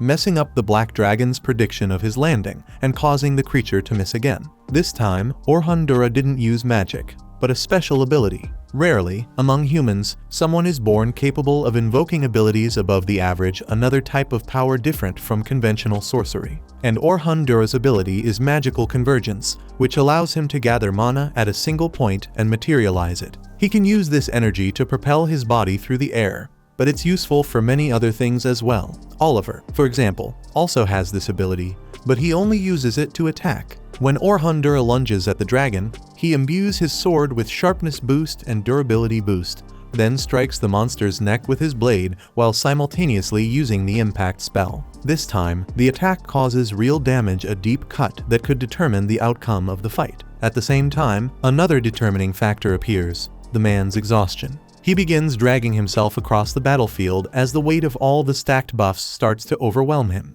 Selma Claudel grows increasingly unsure of what to do, because it's obvious that no human could endure this amount of enhancement for long, not to mention enchanting his weapon and repeatedly using impact on top of everything else. When Orhan Dura stands up to return to the fight, Selma Claudel once again questions whether she should join him at this point, even though he asked her not to. Deep down, Selma Claudel knows that not even the best members of the Night Sky's Silver Rabbits could defeat that creature together, so it may be that she is simply useless in this battle. In the middle of that thought, the Enchantress is taken by a strong tremor running through her body. She doesn't know if it's fear, anxiety, worry, or all of it mixed together. But she understands one thing. Out of everything she could do, the safest choice is to keep protecting the rookies, just as Orhan Dura asked, so he can stay focused on the fight. Speaking of which, after dodging a few energy projectiles, the boy is finally hit by one of them. That takes us to a memory from years ago, when Orhan Dura and Oliver were still innocent children playing in their quiet village. The people there were calm and kind, and the two boys were raised with excellence in a favorable environment, far from the world's suffering. However, one day, the greatest suffering of all overtook the place. When Orhan Dura and Oliver returned from a training session outside the village, everything had been burned down, and the people were all dead. Even though they were just kids, they were forced to witness with their own eyes the peak of horror, something many of us likely couldn't endure. Being children, of course, they cried. On the other hand, what set them apart from any normal child was that they not only buried the villagers themselves, but also swore, from the bottom of their hearts, that they would become strong enough to never again allow someone to take everything they love.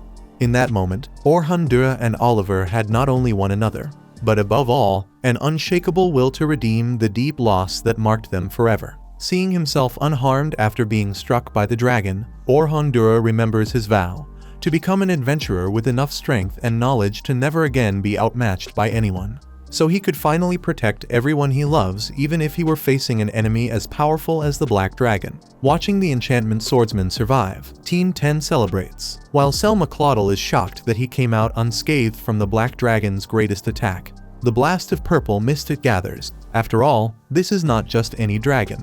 It is known as the very embodiment of fear, and its tally holds an endless pile of dead adventurers. All Selma Claudel hopes is that Orhan Dura won't become another one. Speaking of him, the enchantment swordsman analyzes that the dragon uses a technique similar to his magic convergence to accumulate power and use the surrounding mana to attack, shaping it in various forms and attacking from every direction. On the other hand, Orhan Dura remembers that this creature had more attacks the last time it defeated him, meaning it's clear the Black Dragon is underestimating him. Without taking any pride in this, the boy looks to take advantage of it instead of being offended. Then, advancing at high speed and zigzagging to escape the mist, Orhan Dura gets close enough to fire a fire bullet and land a sword strike on the target's neck. But its scales still prevent the dragon from taking any damage. In response, the monster fires several shadow mist projectiles, which Orhan Dura retaliates against with a sequence of fast, precise sword movements. However, to avoid having its attack blocked, the dragon splits the next projectile into countless shards, making it impossible for the human to use his sword to deflect them. Instinctively, Orhan Dura raises a stone wall to protect himself. But it is clear that the dragon is increasing its power and fury with every passing second, making the battle more difficult by the moment. Amid a rain of attacks, the creature cleverly fires a projectile that loops around to hit him from behind. But the enchantment swordsman had been perceptive enough to prepare a reflective wall trap, saving himself at the last moment. Without blinking, Bernard comments that Orhan Dura seems to be keeping up with the Black Dragon's pace, but Selma Claudel unfortunately disagrees, as it's becoming obvious that the human is being kept on the defensive. For his part, Orhan Dura also agrees that the situation is extremely complicated. After all, when he defeated this same enemy before, he was accompanied by 4 other S-rank adventurers, in an organized group where each member had a decisive role. That day, Durik and Luna blocked the purple mist, Annalie held the dragon with her magic, and Oliver had Divine Flash as the team's secret weapon. However, today, Orhan Dura has to perform all the roles alone, something that could crush anyone's confidence. But Orhan Dura was determined, driven by the promise he had made as a child when he saw everyone in his village dead before his very eyes. Filled with the inner strength that pushed him forward, the enchantment swordsman charges once again toward the Black Dragon and initiates an active defense stance which, as Caroline aptly points out, is the method used by evasion defenders to intercept enemy attacks. Furthermore, Logan and Sophia notice that the swordsman is driving the dragon even farther away from the rookies, meaning that despite the difficulty of the fight, Orhan is putting everyone else's safety first. In the midst of battle, the boy activates a parallel construction of countless magic circles that fire back at the dragon. The same fire bullets, it uses practically an endless bombardment that engulfs the enemy monster in a never-ending inferno. This is the result of another one of Orhan's original creations, called Increase and Repeat, a trap spell that absorbs surrounding mana and repeats the previous attack at a higher intensity. With it, the man was able to create magical damage as powerful as Annalise, and even though the dragon managed to break free from the attacks and still remained standing, the human knew he was capable of finishing this fight without the help of his former teammates. With the opponent weakened, Orhan now needs to take on the role of the attacker, in other words, the role Oliver played in the past. So, as he uses magical convergence to absorb the mana in the environment, the enchanter doesn't draw a golden energy into his blade like his former companion. But one way or another, the dragon will have to deal with the force of his black sword. When the monster fires a fireball, Orhan responds with Divine Flash, which dissipates the flames and flies toward the creature's neck. When the power gets close enough, Orhan casts Impact and massively increases the damage, causing one of the dragon's limbs to fall to the ground, separated from its body. However, it wasn't its head as expected, it was the tail, which the flying lizard sacrificed to protect its most important limb. From that moment on, Orhan understands that this fight may not be won. But regardless of whatever reason this dragon has, he also has a reason he cannot afford to lose, and for that purpose, the boy is willing to do anything. Truth be told, both rivals are much weaker, but instead of slowing down the battle, it becomes even more intense, whether from the anger or anxiety on both sides. On the other hand, it comes at a cost, and Orhan ends up losing his buffs. Quickly, Selma Claudel tries to buff him with an attribute increase, but her magic doesn't work because Orhan himself blocks the enchantment, insisting that she focus only on protecting the rookies. This time, Selma Claudel understands she has no place in this fight, so she steps aside and leaves the way open for Orhan no matter what happens. Without holding back and ready to use every last drop of blood, the boy repeats the quintuple attribute increase to resume the offensive. Then he mixes Thunder Shock with Impact to unleash on the Black Dragon, a spell so powerful that it collapses to the ground completely.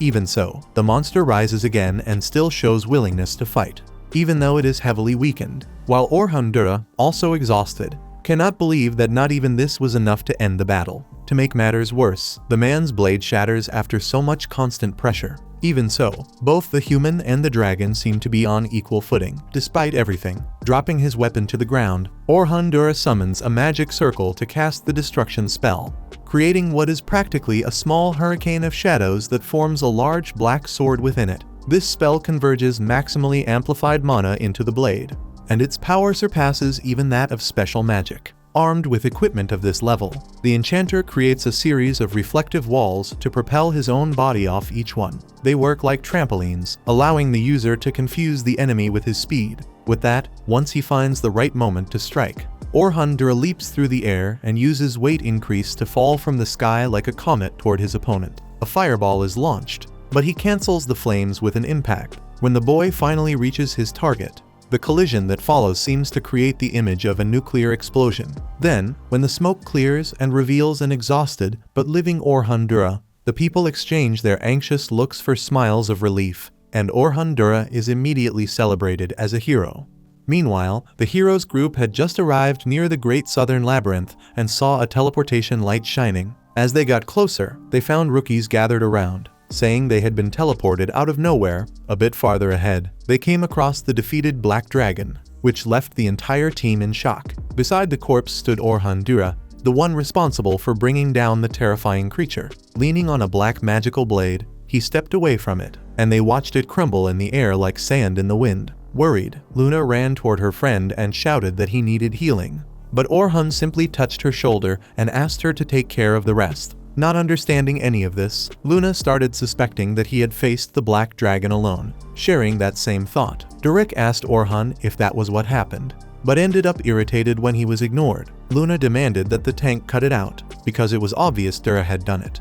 So it would be easier if the heroes group admitted their own lack of skill. Angry at the girl's boldness, Derek charged at her violently, so Luna told Pixie to handle the situation. At that moment, a blue glow flew toward the man and hit him with a debuff that stopped him from moving. When Oliver asked the two to stop, the girl released her teammate, while the team leader looked at Orhan Dura with anger. That night, in her room, Sophia began writing her mission report and planned to include a lot about her companion, the one mainly responsible for giving her the courage to use her first advanced spell, for teaching her about parallel construction, and especially for defeating the infamous Black Dragon on his own. In the middle of that, Selma dragged herself into the room with a terrible expression and collapsed onto her own bed. Seeing how exhausted her sister was, Sophia took her so they could bathe together, which left Selma much more relaxed. The enchantress confessed her relief at seeing her little sister safe, and the girl replied that it was all thanks to Orhan. Speaking of which, Selma asked what she thought about the fight between him and the dragon,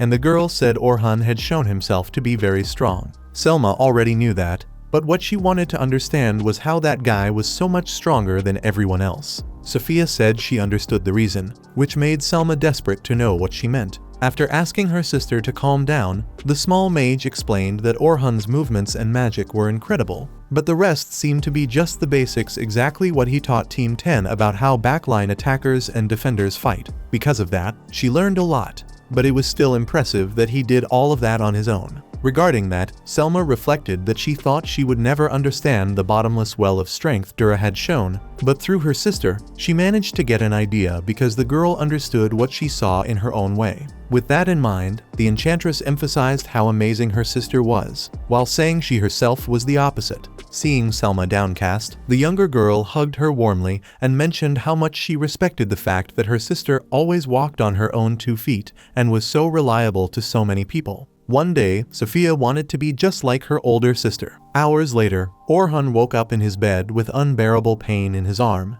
so he used a pain relief spell to hold it back. Since it was already noon, he thought about how sore and tired his body was because of yesterday's fight after all. He had reached his limit, and it was pure luck he didn't suffer worse side effects after using so much magic. Looking out the window, he saw Selma, who came upstairs to invite him for tea. At the table, she apologized for the inconvenience, but said she just wanted to know how her partner was doing. Forcing a pleasant expression, he said he was perfectly fine and thanked her for coming. Then Selma stood up and bowed to say that thanks to Orhan, they completed the expedition without losing anyone. Dura panicked, trying to convince her not to bow like that, since Selma was not a nobody.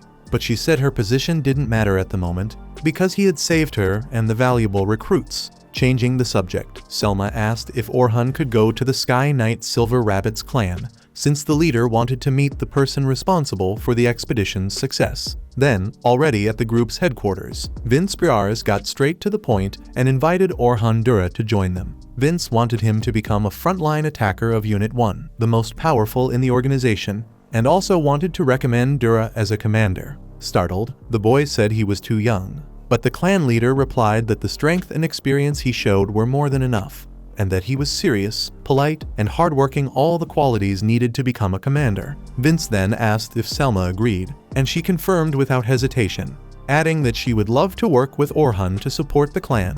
Hearing the proposal, Orhan thought about how anyone would accept it without thinking twice, but he asked for time to think. Even with his serious demeanor, Vince Briars smiled and told him to take all the time he needed. Before he left, Vince mentioned that the Adventurers Guild also wanted to see him. After promising to stop by, the boy left the Silver Rabbit's headquarters, still unable to process that he had been invited to join such a powerful clan. Above all, he thought about how he would have companions again, though that made him remember when he was expelled from his previous group. Afterwards, he stopped by his grandfather's shop to tell him what had happened, and the old man understood his grandson's pain well enough to know that Orhan feared being used and thrown away again, just like with the heroes group. In his view, used wasn't the best word, but relying on each other and compensating for each other's weaknesses is what helps people grow. That's why he told the boy to think carefully about it. After visiting his grandfather, Orhan goes to the Adventurers Guild and feels intimidated by all the people who were gathered there with him,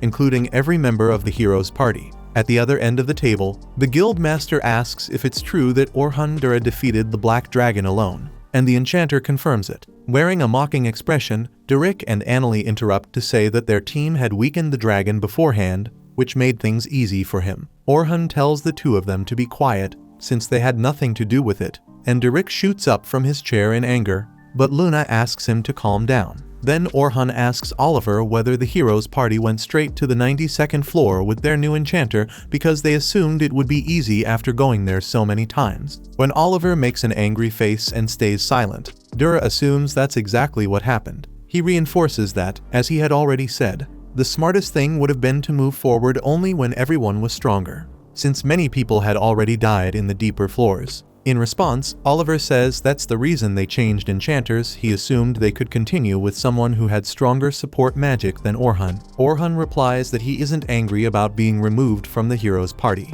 but about seeing how lightly their leader treats enchanters. Oliver denies it and argues that he values the class so much that he invited another one. If that's the case, Dura asks why he started from the deepest floors, since Oliver should know how much concentration an enchanter needs during exploration. Oliver answers that all an enchanter does is sit in a safe spot and reapply buffs when they run out. Fed up with that nonsense, Orhan stands and states the exact duration of the hero's party's buff. He explains that an enchanter has to keep track of that timing in order to know when to reapply it, while also giving instructions to the team. Then he asks Oliver which part of that seems easy. Meanwhile, Team 10 walks together down the corridor of the Silver Rabbit's headquarters, worried about what Orhan might be doing now, remembering they didn't even have the chance to talk to him again after the expedition. After everything that happened, the three of them had become great admirers of the enchanter, and they would love for him to become a member of the Night Sky Silver Rabbits. Not wanting to lose the opportunity,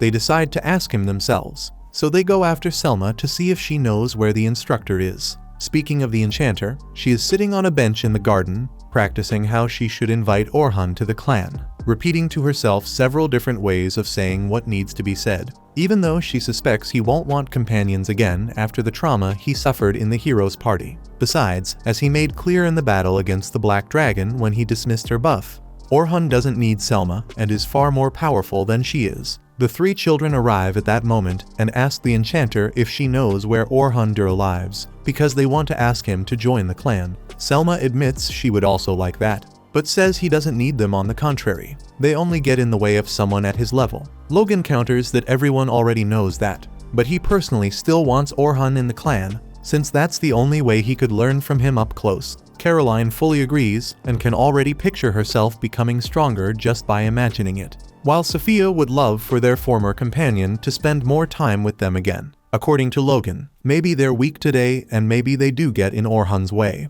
but one day they'll be stronger and could be accepted as his companions in the future. Hearing the kids, Selma realizes she could learn more from him too and become stronger. So she admits she was being too hard on herself and tells them Orhan Dura is at the Adventurers Guild. They sprint off immediately. Speaking of that, Orhan leaves the guild after that heavy meeting, while the ones who stayed begin discussing the penalty for the forced teleport, tired and eager to take a nap. The enchanter sees the kids running toward him and immediately darts into the maze of alleys between the city's houses. But running is difficult because of the physical injuries he suffered in yesterday's fight. Hearing the three of them getting closer, he conjures magical platforms that work as stairs, climbs them, and reaches the roof of a small building, successfully shaking the kids off. When he enters his grandfather's shop in the late afternoon, Orhan can still hear the three children outside, but he leaves them be. His grandfather asks why he's avoiding the kids, and Orhan says he has decided he won't join another group, which is why he didn't want to make them sad with the news. The old man laughs at how much his grandson clearly cares about those children. Out in the street, Team 10 starts to suspect that Orhan is running from them because he doesn't want to join the Silver Rabbits. Logan and Caroline even say they'll leave the clan if that's what it takes to become his apprentices, but Sophia doesn't want their goodbye to be like this. Inside the shop, the grandfather comments that his grandson looked like he was having fun when he ran in, and that those kids seemed to like him a lot. The old man understands that Orhan is just looking for a place he can call his own, but he teaches him that he doesn't have to stay in that place alone. He can find a new path with the help of others. At nightfall, Orhan walks across the fields, thinking about what he heard from his grandfather, until Sophia suddenly appears to thank him for saving everyone yesterday. She asks where he's been, since she and her friends spent the whole afternoon looking for him, and he dodges the question by asking what she's doing out there at this hour. Sophia replies that this is one of her favorite places, and that she comes here from time to time because it's close to the clan's headquarters. As she looks up at the sky, the girl comments that even in the darkest places, the moon keeps shining brightly, and she feels as if she gains some sort of strength whenever she looks at it. By the way, Sophia explains where the name Silver Rabbits of the Night Sky comes from. According to her, the moon is also called the Night's Guide, meaning the purpose of the Silver Rabbits is to become guides for adventurers. When he hears that, Orhan Dura feels as though he talked about something like this with someone a long time ago, and an image of a girl fills his mind. In the midst of that sensation, Sophia gets straight to the point and asks Orhan to join her clan. The man asks what kind of place the clan is for her, and Sophia answers that they taught her many things and gave her countless smiles, and that she's proud to say the Silver Rabbit is her home. Her words make Orhan remember the conversation he had with his grandfather about finding a place he could call his own. And so the two of them fall into thought as they look at the moon again. A day later, the enchanter goes to the headquarters of the Silver Rabbits of the Night Sky and tells Vince about his decision to join the clan. Right then, Selma walks into the room to congratulate their new companion and hand him his uniform. Soon after, Orhan leaves the headquarters fully dressed in the clan's uniform and runs into the children who had been rushing around trying to find their former instructor, and they are amazed when they see him wearing the clan's outfit.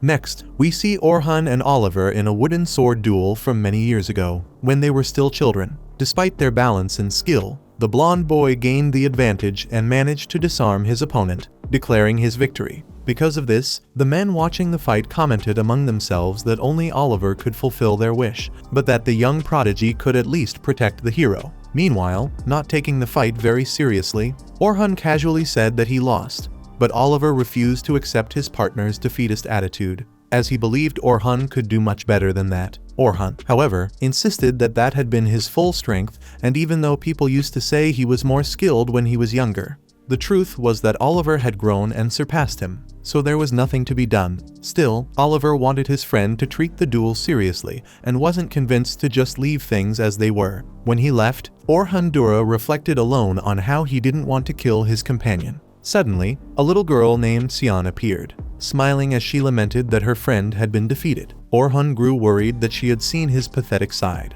but Sion believed he had been amazing. Besides, she knew his true strength. Even so, Orhan lowered his head and admitted that he was growing weaker by the day, all because of his frail heart, which couldn't handle his own power, nor the way adults looked at him. Because of that, it was now his friend Oliver who had to carry that burden, and that made young Dura feel awful. Hearing this, Sion puffed out her chest and swore she wouldn't let him be alone in this, and that she would become strong enough to stand by his side, because they needed to defeat something that still hadn't been revealed, reminding him that she was the same as Orhan in some way that also hadn't been explained yet. Perhaps due to this similarity, Sion trusted the boy deeply and was willing to follow him to the ends of the world, since she didn't want him to carry that weight alone. With that promise, Sion said that on the day she became strong enough to accompany Orhan, the two of them would be able to walk together to a certain place not yet specified. After that, we see the Grandmaster receiving a visit from the Guild Master of the southern region of the continent, who, in a rush, tells him that 3 days earlier an adventurer defeated the Black Dragon alone in an area under his jurisdiction. Pleased, the Grandmaster believes this should finally speed up the conquest of the Southern Labyrinth, but he also remarks that anyone who would face the dragon alone must be completely insane. The Guild Master responds that the adventurer simply reacted to an emergency, since the flying beast appeared outside its natural habitat, the boss chamber on the 92nd floor. The Grandmaster assumes this is due to the disappearance of the West, and asks whether Oliver was the one who killed the dragon. Receiving a no, he then assumes it was Orhan Dura, which turns out to be correct. This concerns the noble, because if Orhan had the conditions to unleash that much power, he would never choose to defeat one of the deep floor bosses. Even so, the Grandmaster hopes that perhaps the man hasn't returned to his original state, so he might have found some other way to defeat the Black Dragon. Regardless, he asks the Guild Master to report immediately if anything happens to Orhan Dura. The next day, deep within a forest, a group of adventurers exterminates a pile of enemies with ease. One of the women finds it curious that 5 high-level groups are working together, and a colleague replies that, in the end, the result was the same. A boy then asks Sion what they should do, and after assessing that strong adventurers likely won't appear there in the Great Eastern Labyrinth for a while, She decides it would be best for them to leave. She then orders whoever was hiding to show themselves, and one of Sion's messengers appears magically to deliver a message from headquarters. An adventurer strong enough to defeat the Black Dragon alone has appeared in the south, and this target should be eliminated if Sion's group determines he is an enemy. The messenger explains that, according to HQ, this adventurer is probably already allied with the church. Due to the lack of precise details, Sion believes the target is not Oliver. Therefore, she decides that her team will depart for the Great Southern Labyrinth as soon as everyone is ready. A boy from the team comments that the South, just like the East, is church territory, meaning they must be twice as careful, especially given the strength of this adventurer. Sion reflects that perhaps someone like her has finally emerged in the South, and that she didn't want to get involved in that region. But she is the only one capable of handling the situation. If that truly is what's happening, the South might be conquered as quickly as the West, and Sion must prevent that at all costs. After all, she swore to follow Orhan's will after he died, and that feeling has never changed since he was the person she loved the most. Sion has never forgotten the day she received the message of his death, the moment her heart froze. Yet even now, alone, she will continue fighting and won't let anyone stand in her way, pushing forward until she kills the elders of the church who led Orhan to his death. Speaking of Orhan Dura, he is praised by the leader of the Silver Rabbits during a clan meeting for risking his life to protect his companions during the expedition, facing that terrifying dragon. Vince Biars adds that Orhan is not only physically strong, but was also solely responsible for the management and operations of the Heroes group. For that reason, the young man is being promoted at this moment to commander of the Night Sky Silver Rabbits, taking the position once held by Albert, who died fighting the Black Dragon in the past. Selma Claudel's hands tremble just hearing the name of her former companion, while Vince reminds everyone that the promotion must be approved by at least 2/3 of the current commanders, then opens the vote. However, a man seated at the table asks to speak before the voting begins. Once permission is granted, he talks about how the newcomer has shown great potential and is a recommendation from the leader himself. But he questions whether Dura is willing to give his life for the clan, because once he becomes commander, his actions will change the lives of many members, and for those who belong to this organization, it means everything. So they must be certain that the new commander has the same level of understanding about this matter. In response, Orhan understands the man's feeling, but when he remembers the brutal tragedy he lived through in his childhood and the oath he could never break, he decides that he will not do that. So he answers that he is not willing to give his life for the clan. Indignant, another person present points out that this statement not only disqualifies Dura as commander, but also as a member of the organization. The first man wants to know what the boy is even doing there, and he answers that he wants to protect the people he cares about and has been prepared for that ever since he accepted joining the group. Those people he will protect, even if he has to give his life to keep them safe, including every member of the Silver Rabbits. This answer convinces those who were doubtful about the newcomer's loyalty, and with the situation calmer, Vince Biars begins the voting. As they leave the meeting, Selma Claudel admits that Orhan gave her a scare, and he says that this is just how he is. Either way, she is taking her friend right now to meet the people from Unit 1, where everyone is eager to meet him.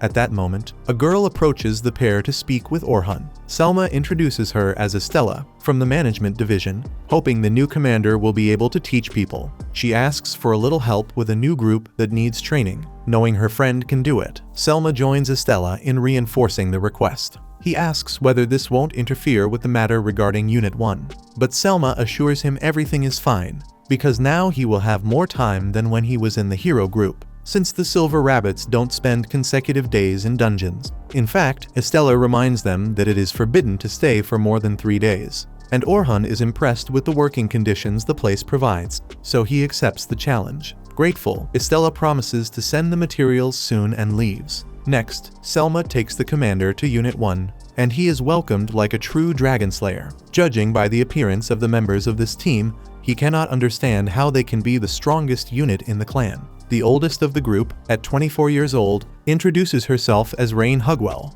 a sorceress who sees herself as the newcomer's big sister and asks him to come to her if he needs anything. Thinking the boy was staring at her chest, she covers her body with her arms and asks if he thought they were small. Orhan answers that they are quite large, the robes she is wearing. He meant, after her, Lucretia Otis introduces herself, an 18-year-old healer who asks to be called Luker. Then she points out that it is time for irresponsible Will to introduce himself. Annoyed with the girl, Wilk Savory says he is the team's defender and can be called Will. Next, Selma Claudel introduces herself again just to follow protocol, identifying herself as an enchanter and leader of the team. Lastly, Orhun Dura states his name to everyone, says he is 18 years old and a frontline attacker, and hopes he can do his best to reach the level of his teammates. Will jokes that he had been taking Albert's role until now, so he wishes good luck to the guy who will take his place. Realizing the newcomer is being overly formal, Selma tells him he doesn't have to be like that. Orhun doesn't understand why, so Luker explains that everyone is roughly the same age, and she herself doesn't speak formally, so it's all fine. Changing the subject, Will is dying to know how on earth this guy defeated the Black Dragon. Orhun hesitates, so Selma says he doesn't need to talk if he doesn't want to, but he decides it's important to share this kind of information with his teammates. So Orhun Dura explains that he managed to bring the beast down largely thanks to 2 original spells. The first is Impact, capable of increasing the effect of a piece of equipment or magic by up to 100 times. The second is a spell that can be used multiple times to increase abilities beyond what ordinary support magic can do. For example, against the dragon, he used it 32 times. Luker and Rain are stunned by his statement, and he explains that the downside is that it can only be used on himself, and the buff is so strong that his body cannot endure it for long. Since the fight against the Black Dragon took quite a while, Orhun came out of it badly hurt. Luker asks whether the newcomer could also take other positions since he is so strong, and he admits that no matter how much he tries,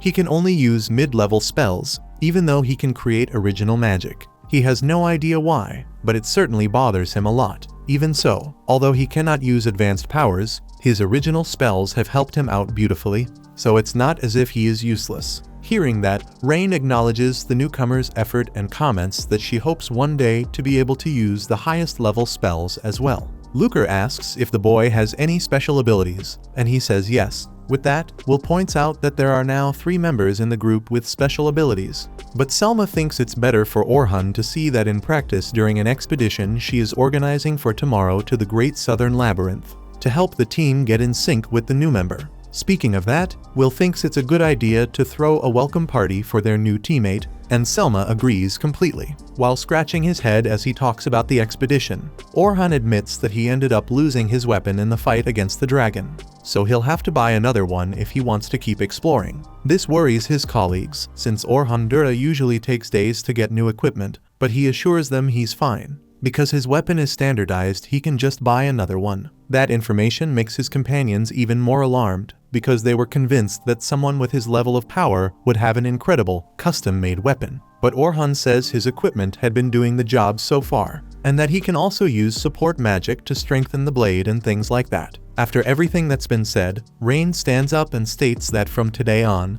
Orhun Dura is an ace of the Silver Rabbits, so he can't be seen around with a cheap store-bought trinket. Speaking of which, when Unit 1 goes down to see Aaron, the blacksmith, and tells him that the Dragon Slayer was using a standardized weapon, the man is horrified and surprised that the kid survived for so long. Embarrassed, the boy explains that he was a spellcaster for a long time on the battlefield, so his weapon wasn't that important. But when Rain got mad at him, Orhun understood that now that he's part of Unit 1, he needs equipment worthy of his position. For that reason, Orhun Dura asks Aaron to forge a sword for him. Will comments that Aaron is not only the exclusive blacksmith of the Silver Rabbits, but also the best there is, so the quality will be amazing. The craftsman thanks him for the compliment, but reminds them there's one issue. To forge a high-level weapon, the materials must come from the deeper floors of the Great Labyrinth. Since that's the case, Orhun Dura uses his inventory and drops a great amount of those materials onto the counter, leaving everyone stunned. Selma asks why this guy has all that,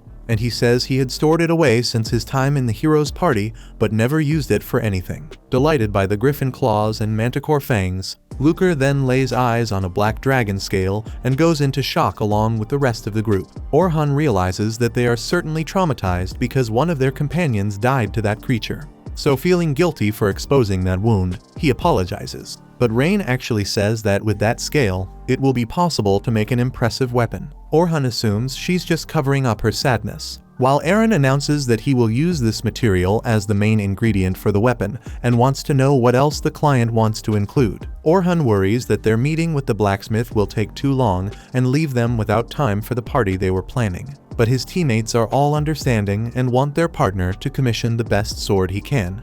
The next day, a meeting begins among the members of Unit 1. Orhan is deep in thought about finally being able to explore dungeons with companions again.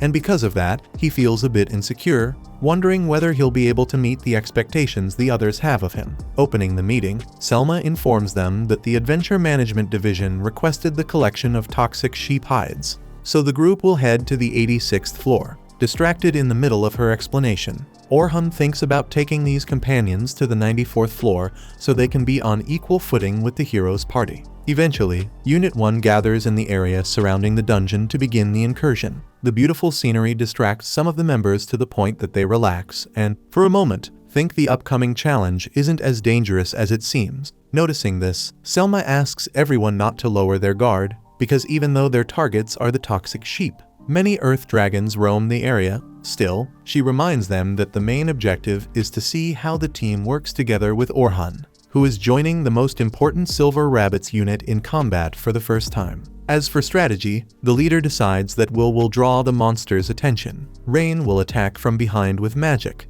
and Lucre will do the same while keeping healing spells ready for when they're needed. Selma will personally maintain the group's buffs and give instructions. And finally, Orhan Dura will take the offensive lead. The companions comment that Orhan could easily defeat all the enemies by himself, and Selma adds that there's no problem if he prefers to fight without help. However, the newcomer says he is part of the group and will take orders like everyone else. Lucre even points out that the team won't learn to work together with him if he fights alone, so the leader apologizes, embarrassed, since the attitude she showed isn't normal for her at all. In the middle of this, a fireball approaches the group at high speed, until Orhan casts a magic shield that absorbs the attack. At that moment, he understands that the flames must have come from an earth dragon, and since he doesn't see the monster anywhere, he advises them to locate it before anything else, because she has magic tracking. Lucre moves to the front. Orhan doesn't know what spell that is, so Selma explains that it's her main ability,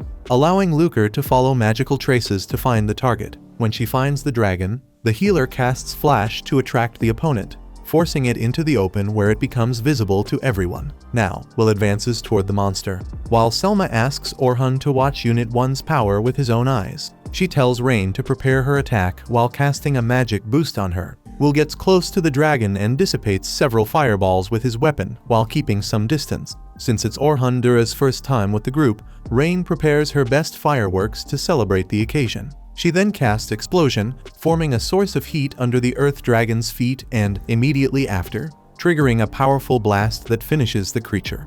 Impressed, Orhan praises the teamwork of Unit 1 and the speed with which they resolved the fight. Thinking about the battle on his own, he considers how incredible it was that Will canceled the enemy's attack instead of simply blocking it, especially with that dual blade almost no one uses. Beyond that, Rain's quick casting of Explosion was remarkable, since most mages would need twice as much time to cast the spell. And of course, Lucre's tracking was extremely precise and important, since the hardest part of any expedition is finding the monsters. In Orhan's opinion, Selma's leadership ability is what binds everything together, making Unit 1 an ideal group. At that moment, to put the team's abilities to an even greater test, 2 more Earth Dragons appear, and now Orhan Dura is placed into action alongside Will on the front line. To the surprise of the other members, the newcomer stops running, turns his body, and fires a stone arrow at a spot that seemed random, but in reality, it was hitting an armored turtle camouflaged behind the women of the group. With this reveal, the Silver Rabbits find themselves surrounded. Selma recognizes that the turtle's shell is tough, but the creature is slow, so she orders Rain and Lucre to take care of it while Will and Dura face the Earth Dragons without worrying about the rear. Hearing this, Orhan notices how quickly the leader thinks and gives orders, which shows she can be trusted in a real battle. As the dragons launch fireballs, Will steps forward to dissipate the flames. Using telepathy, her special ability that allows long-distance communication, Selma tells Orhan to attack from the side to hit the monster's blind spots, and that he can use his own buffs if he wants. Impressed by the leader's special ability, Orhan finally feels like he is part of a real team after being humiliated for so long in the hero's party. Moving to the flank of the dragons, he casts enhancement spells on himself to increase his strength, technique, and sharpness. When he's ready, Selma orders him to attack, and the boy uses impact to cut off the monsters' heads. On the other side of the battlefield, Rain casts Emurlnir, while Lucre uses Ice Lance, combining lightning, ice, and fire in a fatal sequence that annihilates the armored turtle. After the victory, Unit 1 continues toward the mission site, and Orhan Dura remarks how long it had been since he fought with such ease, thanks to the incredible teamwork his partners possess. He even states that his new companions are much more involved and united than those from the hero's party, which makes him truly happy to be joining the team. Since they had just been praised, the other members follow along and point out how well Orhan handled the impact, because, truth be told, very few people can cut off the heads of 2 earth dragons at the same time. Selma then asks whether Orhan thinks they're ready for the 92nd floor, and he says yes, but not just because he joined Unit 1. In the rookie's opinion, this group could even defeat the Black Dragon without needing his help. Relieved, Rain says they trained a lot over the past year to reach this level, and the memory of all that effort makes the girl emotional. Still, Will points out that hearing such words from a dragon slayer himself makes them believe in their own abilities. Orhan reflects that these people trained extremely hard after Albert's death, and that this dedication raised their level to the point where they can now face very powerful enemies. Even so, Selma stays grounded by reminding them how powerful the Black Dragon really was, something she saw with her own eyes during that tense moment of the expedition. Clearly traumatized, she insists she doesn't want to lose anyone else, and that's why she bows slightly as she asks Orhan Dura to help them. In return, the boy reaffirms that he is part of Unit 1, and he recalls his oath to protect his companions until the end at all costs, even if it means fighting the Black Dragon, which has long been a dream of this team. With those words, the entire group feels more united and certain that they are on the right path. Speaking of paths, Unit 1 continues toward the dungeon to hunt the toxic sheep. Hours later, with the sun already setting, they leave the cave after killing 9 of those animals. Orhan does a great job collecting the skins and is praised by Selma, so he takes the chance to mention that tomorrow he needs to go to the Adventure Management Division, but he doesn't know the way. The leader of the group, who turned red every time the man spoke to her, finds the perfect moment to offer herself as a guide for the rookie, so they agree to go together the next day. However, the day was far from over, since they hadn't been able to celebrate the arrival of the new member properly the night before. The night was still young. The 5 gather at a tavern to quench their thirst in one big gulp, and the group's enchantress highlights how satisfied all the companions are to have Orhan Dura by their side, especially because, after defeating the Black Dragon, he naturally became highly sought after by every adventurer team. Unit 1 even feels like they need to give their very best, so the guy won't regret joining them, but based on the incredible experience he had fighting alongside them, he makes it clear that leaving his new friends hasn't even crossed his mind. Lucre gets so emotional about how easy Orhan is to deal with that she starts crying. She had been afraid he might be one of those unbearable, stuck-up types. Will and Rain take the chance to confess they had the same worry, but all 3 point at Selma as the one who was most anxious to know what the rookie was really like, since she'd been pretty interested in him for quite some time. The redhead tries to deny it, but her companions don't let it go and leave the poor woman with nowhere to hide, though she argues she only wanted, as leader, to make the young man feel comfortable when joining the unit. Even so, when Orhan comments that she's an excellent leader, the woman can't handle it and downs her entire mug in one go. While everyone laughs, the rookie remembers the day his grandfather told him that every decision in life brings regret, but Orhan doesn't feel even a little regret for joining this clan. On the other hand, the person who might be regretting something now is Selma, because that mug she emptied left her absolutely wasted to the point of even commenting on how handsome Orhan is. Not only that, but she crosses the line and presses herself against the boy's chest, while he couldn't help noticing the same part of her body. However, like a true gentleman, he points out that the girl is completely drunk, hinting that maybe this isn't the right moment for any physical involvement, but the woman simply refuses to let go. Rain comes to the other side of the boy, so he asks for her help to stop the leader, but the sorceress not only refuses, she joins the enchantress and grabs the young man's left arm, leaving him surrounded by 2 terribly drunk girls. As a last attempt, Orhan begs Will and Lucre to save him, but the 2 pretend not to see anything and promise only that they won't look at the atrocity that is about to happen, whatever it might be. At that point, The brave hero was almost giving in to the temptation of feeling that warm, seductive comfort from the girls, but before completely surrendering to pleasure, he plays his final card, the sleep induction spell. After putting the girls to sleep, he silently thanks Selma for such a fun day. Speaking of the beautiful redhead lying in her bed, Sophia is worried about how long her sister is taking to return from the labyrinth with Orhan. Finally, someone knocks on the door, but instead of Selma, it's Orhan Dura's voice on the other side. Sophia loses her mind at the surprise and even starts thinking the guy came in the middle of the night just to see her. But when she opens the door, she gets even more startled. Her sister is being carried on his back. Not knowing how to react, the girl asks since when the two of them have that kind of relationship. Dura quickly explains that there's nothing going on between them. Selma simply drank too much and needed a little help getting home. Sophia knows her sister was never the type to drink a lot, but seeing her still conscious and rubbing her face against him makes it clear that tonight must have been quite the experience. With that, the child wakes her older sister to talk with her about what really happened. After hearing that Selma drank too much at Orhan's welcome party, Sophia says that the boy left with a smile on his face,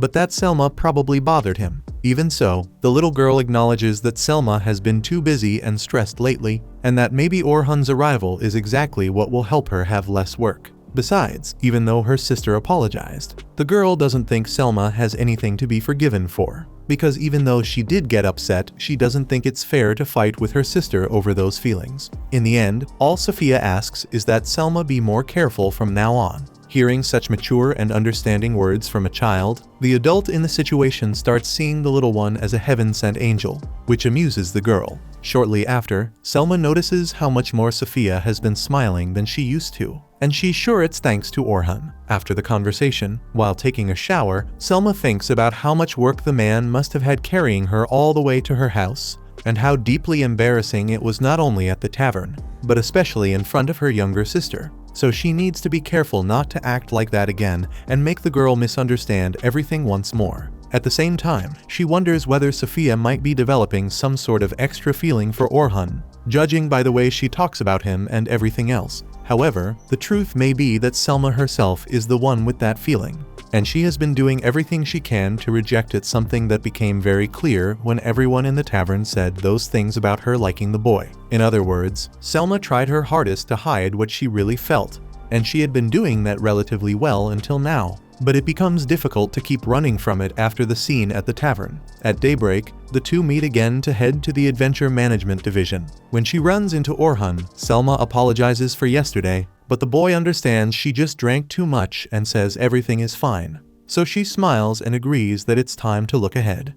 At night, in the clan's headquarters, Orhan Dura reviews the files of Sophie, Logan, and Caroline, and discovers that all of them went through difficult past, Sophie in particular. The next day, he goes with Selma to the Adventure Management Division, where they are cheerfully greeted by an employee named Estella, who, as always, has her desk in complete chaos. With her extroverted and careless manner, she randomly calls Selma Selmachi for no apparent reason. Beside her, another employee named Carla appears much more grounded and composed, and she is the one responsible for taking care of the new members of the clan. Carla has heard that Orhan will be training Team 10 and asks if he has read the members' files. He confirms that he has, and says that because of that, he has already made the decision to accept the job. This brings relief to both employees, considering that Team 10 is the most promising group among the Silver Rabbits, and all of them have difficult personalities to deal with. Despite being extremely competent, those kids seem to adore Orhan Dura. When thanking him, Estella calls him Orkai, giving him a nickname for absolutely no reason. Orhan has no idea why, but since she insists on calling him that, so be it.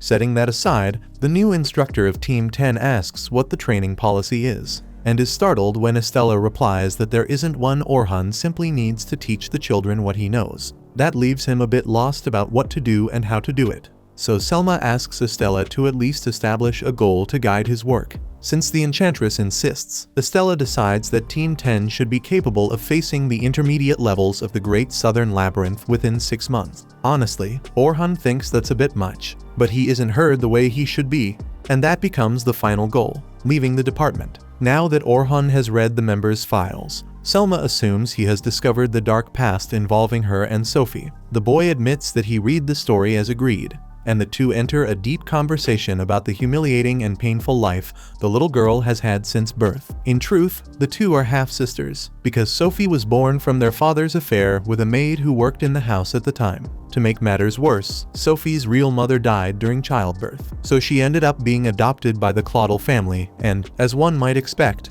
it's not hard to imagine how the girl was treated by Selma's mother, since the youngest daughter was the living symbol of a painful betrayal. As if that weren't enough, there was the period when Selma had to leave home to study abroad and fight for her career. But once she learned that her sister was being mistreated even more harshly, she decided to return, take Sophie with her, and try to give her the life of an adventurer, so she could overcome her traumatic past with autonomy and dedication. Regarding all this, the enchantress wishes that Orhan Dura will take very good care of her sister, since she lived through so much turmoil and deserves special attention. Naturally, the young woman's new instructor promises to give his very best. Speaking of which, Orhan Dura goes to the room where he is supposed to introduce himself to Team 10, even though he already knows them quite well. The kids, of course, can't hide the sparkle in their eyes at the chance to work with Orhan again, because they practically worship him and wanted this more than anything. Actually, he doesn't like being idolized by them and makes that clear, but it's difficult to convince them otherwise after they personally saw him kill the Black Dragon alone. Still, Dura emphasizes that he isn't as strong as he looks, and that one day the three members of Team 10 will also need to face the Black Dragon if they truly want to rise in rank and conquer the Great Southern Labyrinth. Changing the subject, he says he wants to establish two important things about his work method and the relationship between teacher and students. First, he insists that the kids always keep their minds active, thinking of clever alternatives whenever necessary, developing different ways to solve problems. After all, most problems have more than one solution. Second, he demands that the three of them be challengers, including challenging their own master, since Orhan Dura himself stresses that he is not perfect and can also fail or present flawed solutions. When that happens, he wants the youngsters to be sharp enough to question decisions that aren't very well founded. With that explained, the instructor now wants the students to say why they decided to become adventurers, starting with Sophie. Shyly, the girl says she wants to be like her sister one day, and also become someone strong and independent, capable of making her own decisions and choosing her own path in life. The adventurer's career is a great way to achieve that goal. Hearing this, Orhan notices how much Sophie admires and idolizes her older sister. He promises he will help the little girl fulfill her dream, and she couldn't feel more welcomed by just that one sentence. Next, it is Logan's turn to say why he is there. His first sentence is, "I want to earn a lot of money." At first, it might have sounded like a selfish goal, but as he continues speaking, the truth is completely different. In reality, he was born in a village so poor and with soil so bad for farming that most people went hungry, and life there was horrible. When people discovered Logan's talent, the entire village gathered all the money they had to send him to a school where his potential could be developed, so that one day he could return and help those who placed so much hope in him.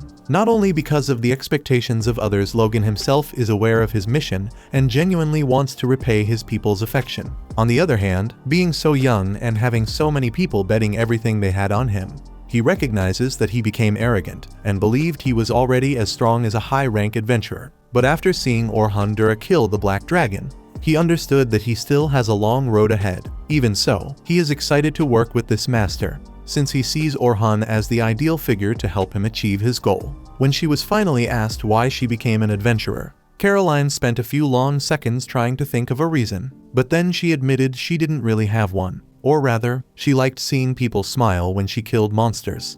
She thought it was pretty nice, because people who are smiling don't hit her. Hearing that, Orhan realized that Caroline also had a very dark side. The girl added that everyone loses their smile when monsters appear, and that's why she kills them. She hates when people aren't smiling. The way she said it made her sound like the kind of psychopath we see in movies, which honestly left everyone a bit unsettled. But the instructor made an effort to embrace her reasoning by agreeing that things really are better when no one is suffering alone. After all three members of Team 10 explained their reasons for becoming adventurers, it was now Sophie's turn to ask about Orhan Dura's goals and dreams. Without hesitation, he said his main goal was to become strong enough that no threat would ever be too great for him to defeat. After all, the stronger we are, the more we can protect the ones we love, and that idea was the core of the harsh journey of the enchanter who became a front-line attacker. since he places high expectations on himself. Dura also wants Team 10 to push themselves just as hard. He makes it clear from the start that he won't treat the three of them like children,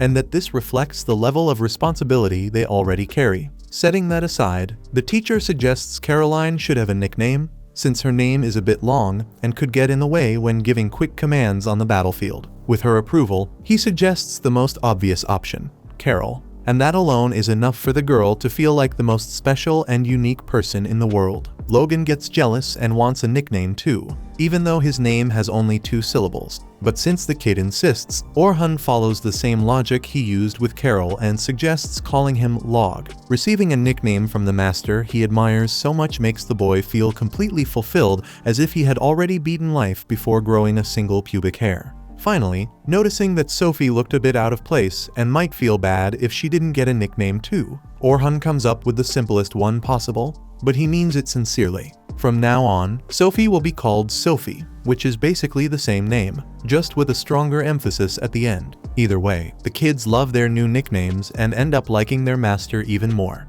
Once that conversation ended, it was time for Team 10 to take action and once again show everything they had learned so far in practice. Using the strength and speed of a defender, Carol rushed toward 2 wolves and took them down. But Orhan didn't like what he saw. Her job is to draw enemies in, not to kill them. That's the attacker's job. However, at this point, the girl doesn't seem to be either one, being incomplete in every sense and acting in a way that puts her life at great risk due to how reckless and impulsive she is. Not by coincidence, another wolf appeared behind her, and she no longer had time to react, forcing the master to kill the creature with a series of last-second enchantments. After that, Orhan insisted that Caroline stay aware of all sides of her surroundings while fighting, but the girl argued that she was just pretending to be defenseless, since she had already noticed the wolf approaching. If so, Orhan asked, then why didn't she dodge? In response, the defender simply cut her own wrist, to the instructor's despair. However, she showed him the wound again as it healed itself, revealing her special ability. According to the adventurer, she doesn't die.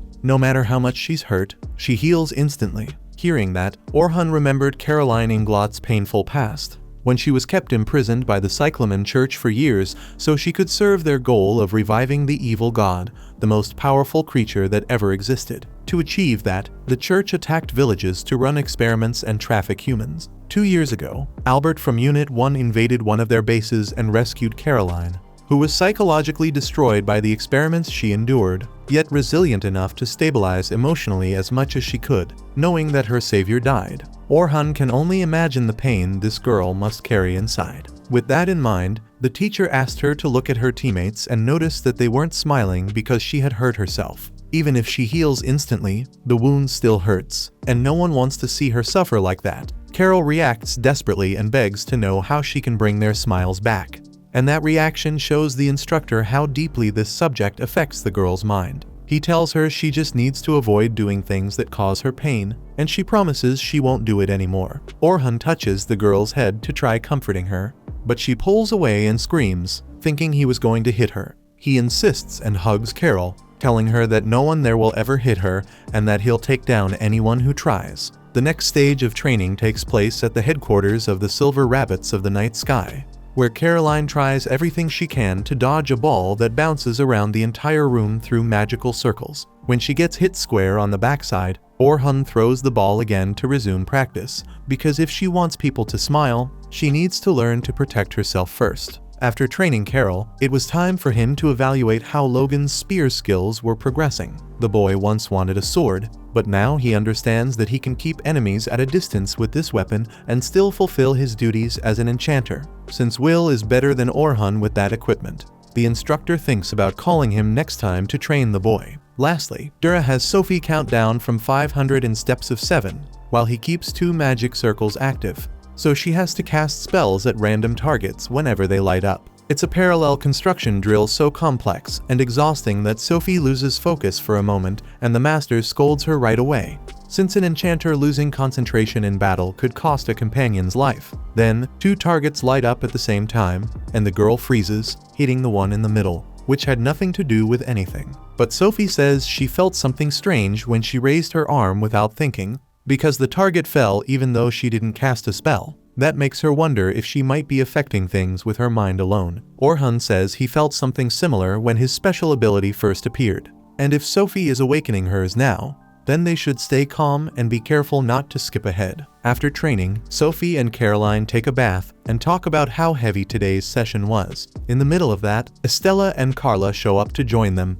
and they comment on how much the girls have grown. Sophie even agrees, although the part of her body she most wishes had developed still hasn't grown, the part between her stomach and her neck, but not her arm. She even calls Carol a traitor just because the poor girl has developed a little more than she has. As time goes by, the relentless practice of Team 10 makes its members much better during training. Carol dodges the ball, Sophie knocks down 2 targets at once, and Logan has the privilege of training with the best lancer possible. When the 3 reunite, Orhan Dura reminds them that yesterday they defeated the Orc Lord, boss of the 20th floor, on their own. That means they cleared the first stage, so now it's time to aim even higher. As the kids celebrate, Rain Hugwell calls for the instructor. The 2 of them follow Will to the clan's blacksmith, because Orhan Dura's special sword, forged from the Black Dragon scale, is finally ready. When he holds the weapon, Orhan feels it fit perfectly in his hand, and the weight is ideal. With that perfection in his grasp, the young adventurer makes a silent promise to always protect his companions, no matter what. Without wasting time, Orhan tests his new blade on the monsters of the 91st floor of the Great Southern Labyrinth, and becomes more satisfied with each strike he lands. After all, it was truly a weapon made to fit him. And Orhan understands why Aaron was chosen to be the official blacksmith of the Silver Rabbits. Will acknowledges that the craftsman is excellent, but also emphasizes that what made the difference in this case was the Black Dragon scale. Rain adds that Aaron also used the blood of the armored turtle they defeated, but that this made the weapon less durable. Regarding that, Orhan plans to compensate for this weakness with his support magic. Luker asks if he has already chosen a name for the sword, and he says it will be called Charges. Rain notes that it is not a very common word, and he explains that it means Black Rabbit, since it was forged by the clan and for the clan. Will confesses that maybe it would be cooler to call the sword Black Dragon because of the material, but the rookie insisted on celebrating his entry into the organization. And since Unit 1's goal is to conquer the Great Southern Labyrinth, he sees that dragon only as an obstacle, not as the name to be given to his weapon. Speaking of which, Selma feels that the team is ready to go to the 92nd floor another day, specifically to face the most feared creature in the place. By late afternoon, the group is at the dungeon entrance after a full day of exploration. While everyone is desperate to take a bath and drink something to end the day, Selma approaches Orhan to talk about the planning for the invasion of the 92nd floor, but the boy had promised the recruits that they will explore the Great Labyrinth tomorrow. Selma becomes worried that he will not even rest before facing this challenge, but he promises that he will not fight. He will only watch the kids in action, because they have already evolved a lot and will handle the situation, since they are only going to the 29th floor. Selma is impressed that such young kids have already reached this level, considering that they will officially become adventurers if they manage to finish the 30th floor. At nightfall, Orhan Dura meets with his grandfather and learns terrible news. According to rumors, a group called Amanthoth, known as Adventurer Exterminators, is roaming around the Great Southern Labyrinth. They are one of the largest criminal organizations in the country, alongside the Cyclamen Church. They believe adventurers should not complete the Great Labyrinth and therefore kill those who try. Even though the guild may not know what is happening, Orhan's grandfather heard that some high-rank adventurers were killed, so he warns his grandson of the danger. Outraged, Dura does not understand why these lunatics do not want anyone to conquer the dungeon. Not that he expects a good justification from a bunch of fanatics. In any case, since this is what is happening, the boy asks his grandfather for one thing. Meanwhile, Rain Hugwell talks to the tunic Albert was wearing when he died. Even stained with blood, the mage kept the clothing to communicate with the former member of her group, just so he could watch Unit 1 from wherever he was.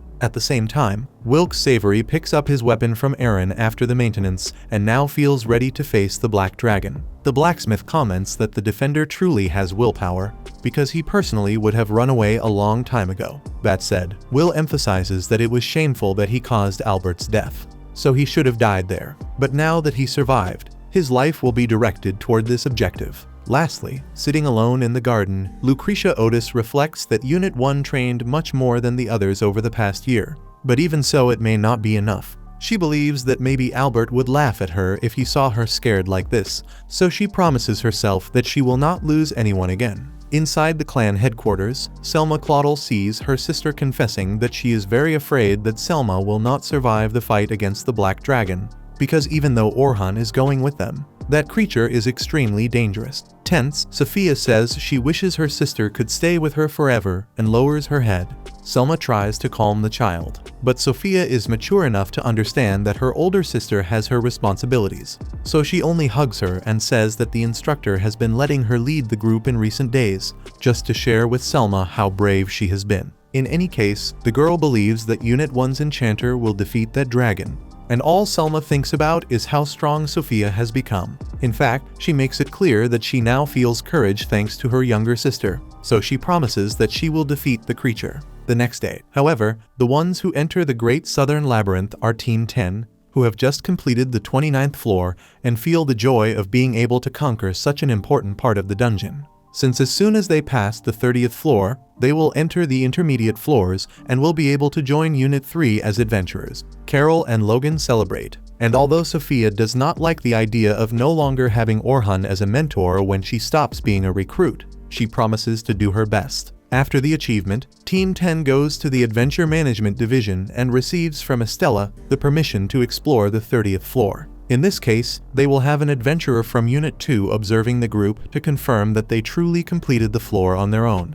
Carol asks why another person is necessary if they already have a master, but Estella ignores it and says she will schedule the expedition for the day after tomorrow, the same day Unit 1 will fight the Black Dragon. Even knowing this, the department head laments that the observer also has his own schedule, and that it would be complicated to reschedule. So Orhan decides to reschedule Unit 1's expedition. But Sophia does not want that to happen under any circumstances, because this has been her sister's dream for a long time and cannot be postponed anymore. Given the situation, Logan and Carol ask the instructor to let the 3 students go alone this time. Hearing that, Sophia remembers that the master taught them how to defeat the floor boss, so everything will be fine. The children insist that taking this step toward maturity is important so they can finally feel independent and like they truly accomplished a task on their own, thus becoming real adventurers. Since that's the case, Orhan allows them to go, but only if he knows their plan for finishing the floor. Back at the clan headquarters, the master reviews the plan prepared by the kids and is satisfied with what he reads, so he allows them to go without him. Even so, he reinforces that they must stay alert the entire time and be aware that not everything will happen according to the plan. Because of this, he gives each of his pupils a protective amulet. Thus, the members of Team 10 and Unit 1 dedicate the rest of the day to focusing on the big excursion that will take place soon, one that will forever change the life of every person involved. Soon, the big day arrives, and the groups gather to enter the Great Labyrinth. Standing before the entrance, Orhan sees the trio of rookies being accompanied by the observer Estella sent, and then he enters the dungeon alongside his teammates. Likewise, Team 10 enters the cave, and at a certain point along the path, Logan senses the presence of 3 enemies shortly after. 4 goblins appear in front of them. The enchanter apologizes for miscounting, but Sophia is understanding and asks everyone to stick to the plan in which Carol distracts the opponents while she casts magic from the rear. With that said, Caroline Inglot takes the front line, while Logan casts Stone Needle, taking down 3 goblins at once. Lastly, Sophia casts Air Cutter and slices the 4th monster apart in the blink of an eye. Seeing the girl finish off the goblins so quickly, the observer questions whether they are really recruits, and the 3 answer together that they simply have an excellent master. Meanwhile, in front of the gate that leads to the Black Dragon, Selma asks her companions if everyone is ready for what comes next. After the team confirms, they storm into the chamber and are surprised by an aerial attack from the beast. With the creature's appearance, the members of Unit 1 show anxiety and anticipation for this long-awaited encounter. After all, defeating the Black Dragon will also serve as vengeance for Albert, their friend who was killed by this monster. Immediately, Selma casts Forward and Rearward Increase to strengthen the comrades, while Orhan Dura casts a quadruple attribute increase on himself. At this moment, Team 10 reaches the boss room door, but they find another group already there. So, planning to explain that they came to face the boss, Logan steps forward to tell the other team that they are from the Night Sky Silver Rabbits. The big guy from the other team has heard the name somewhere,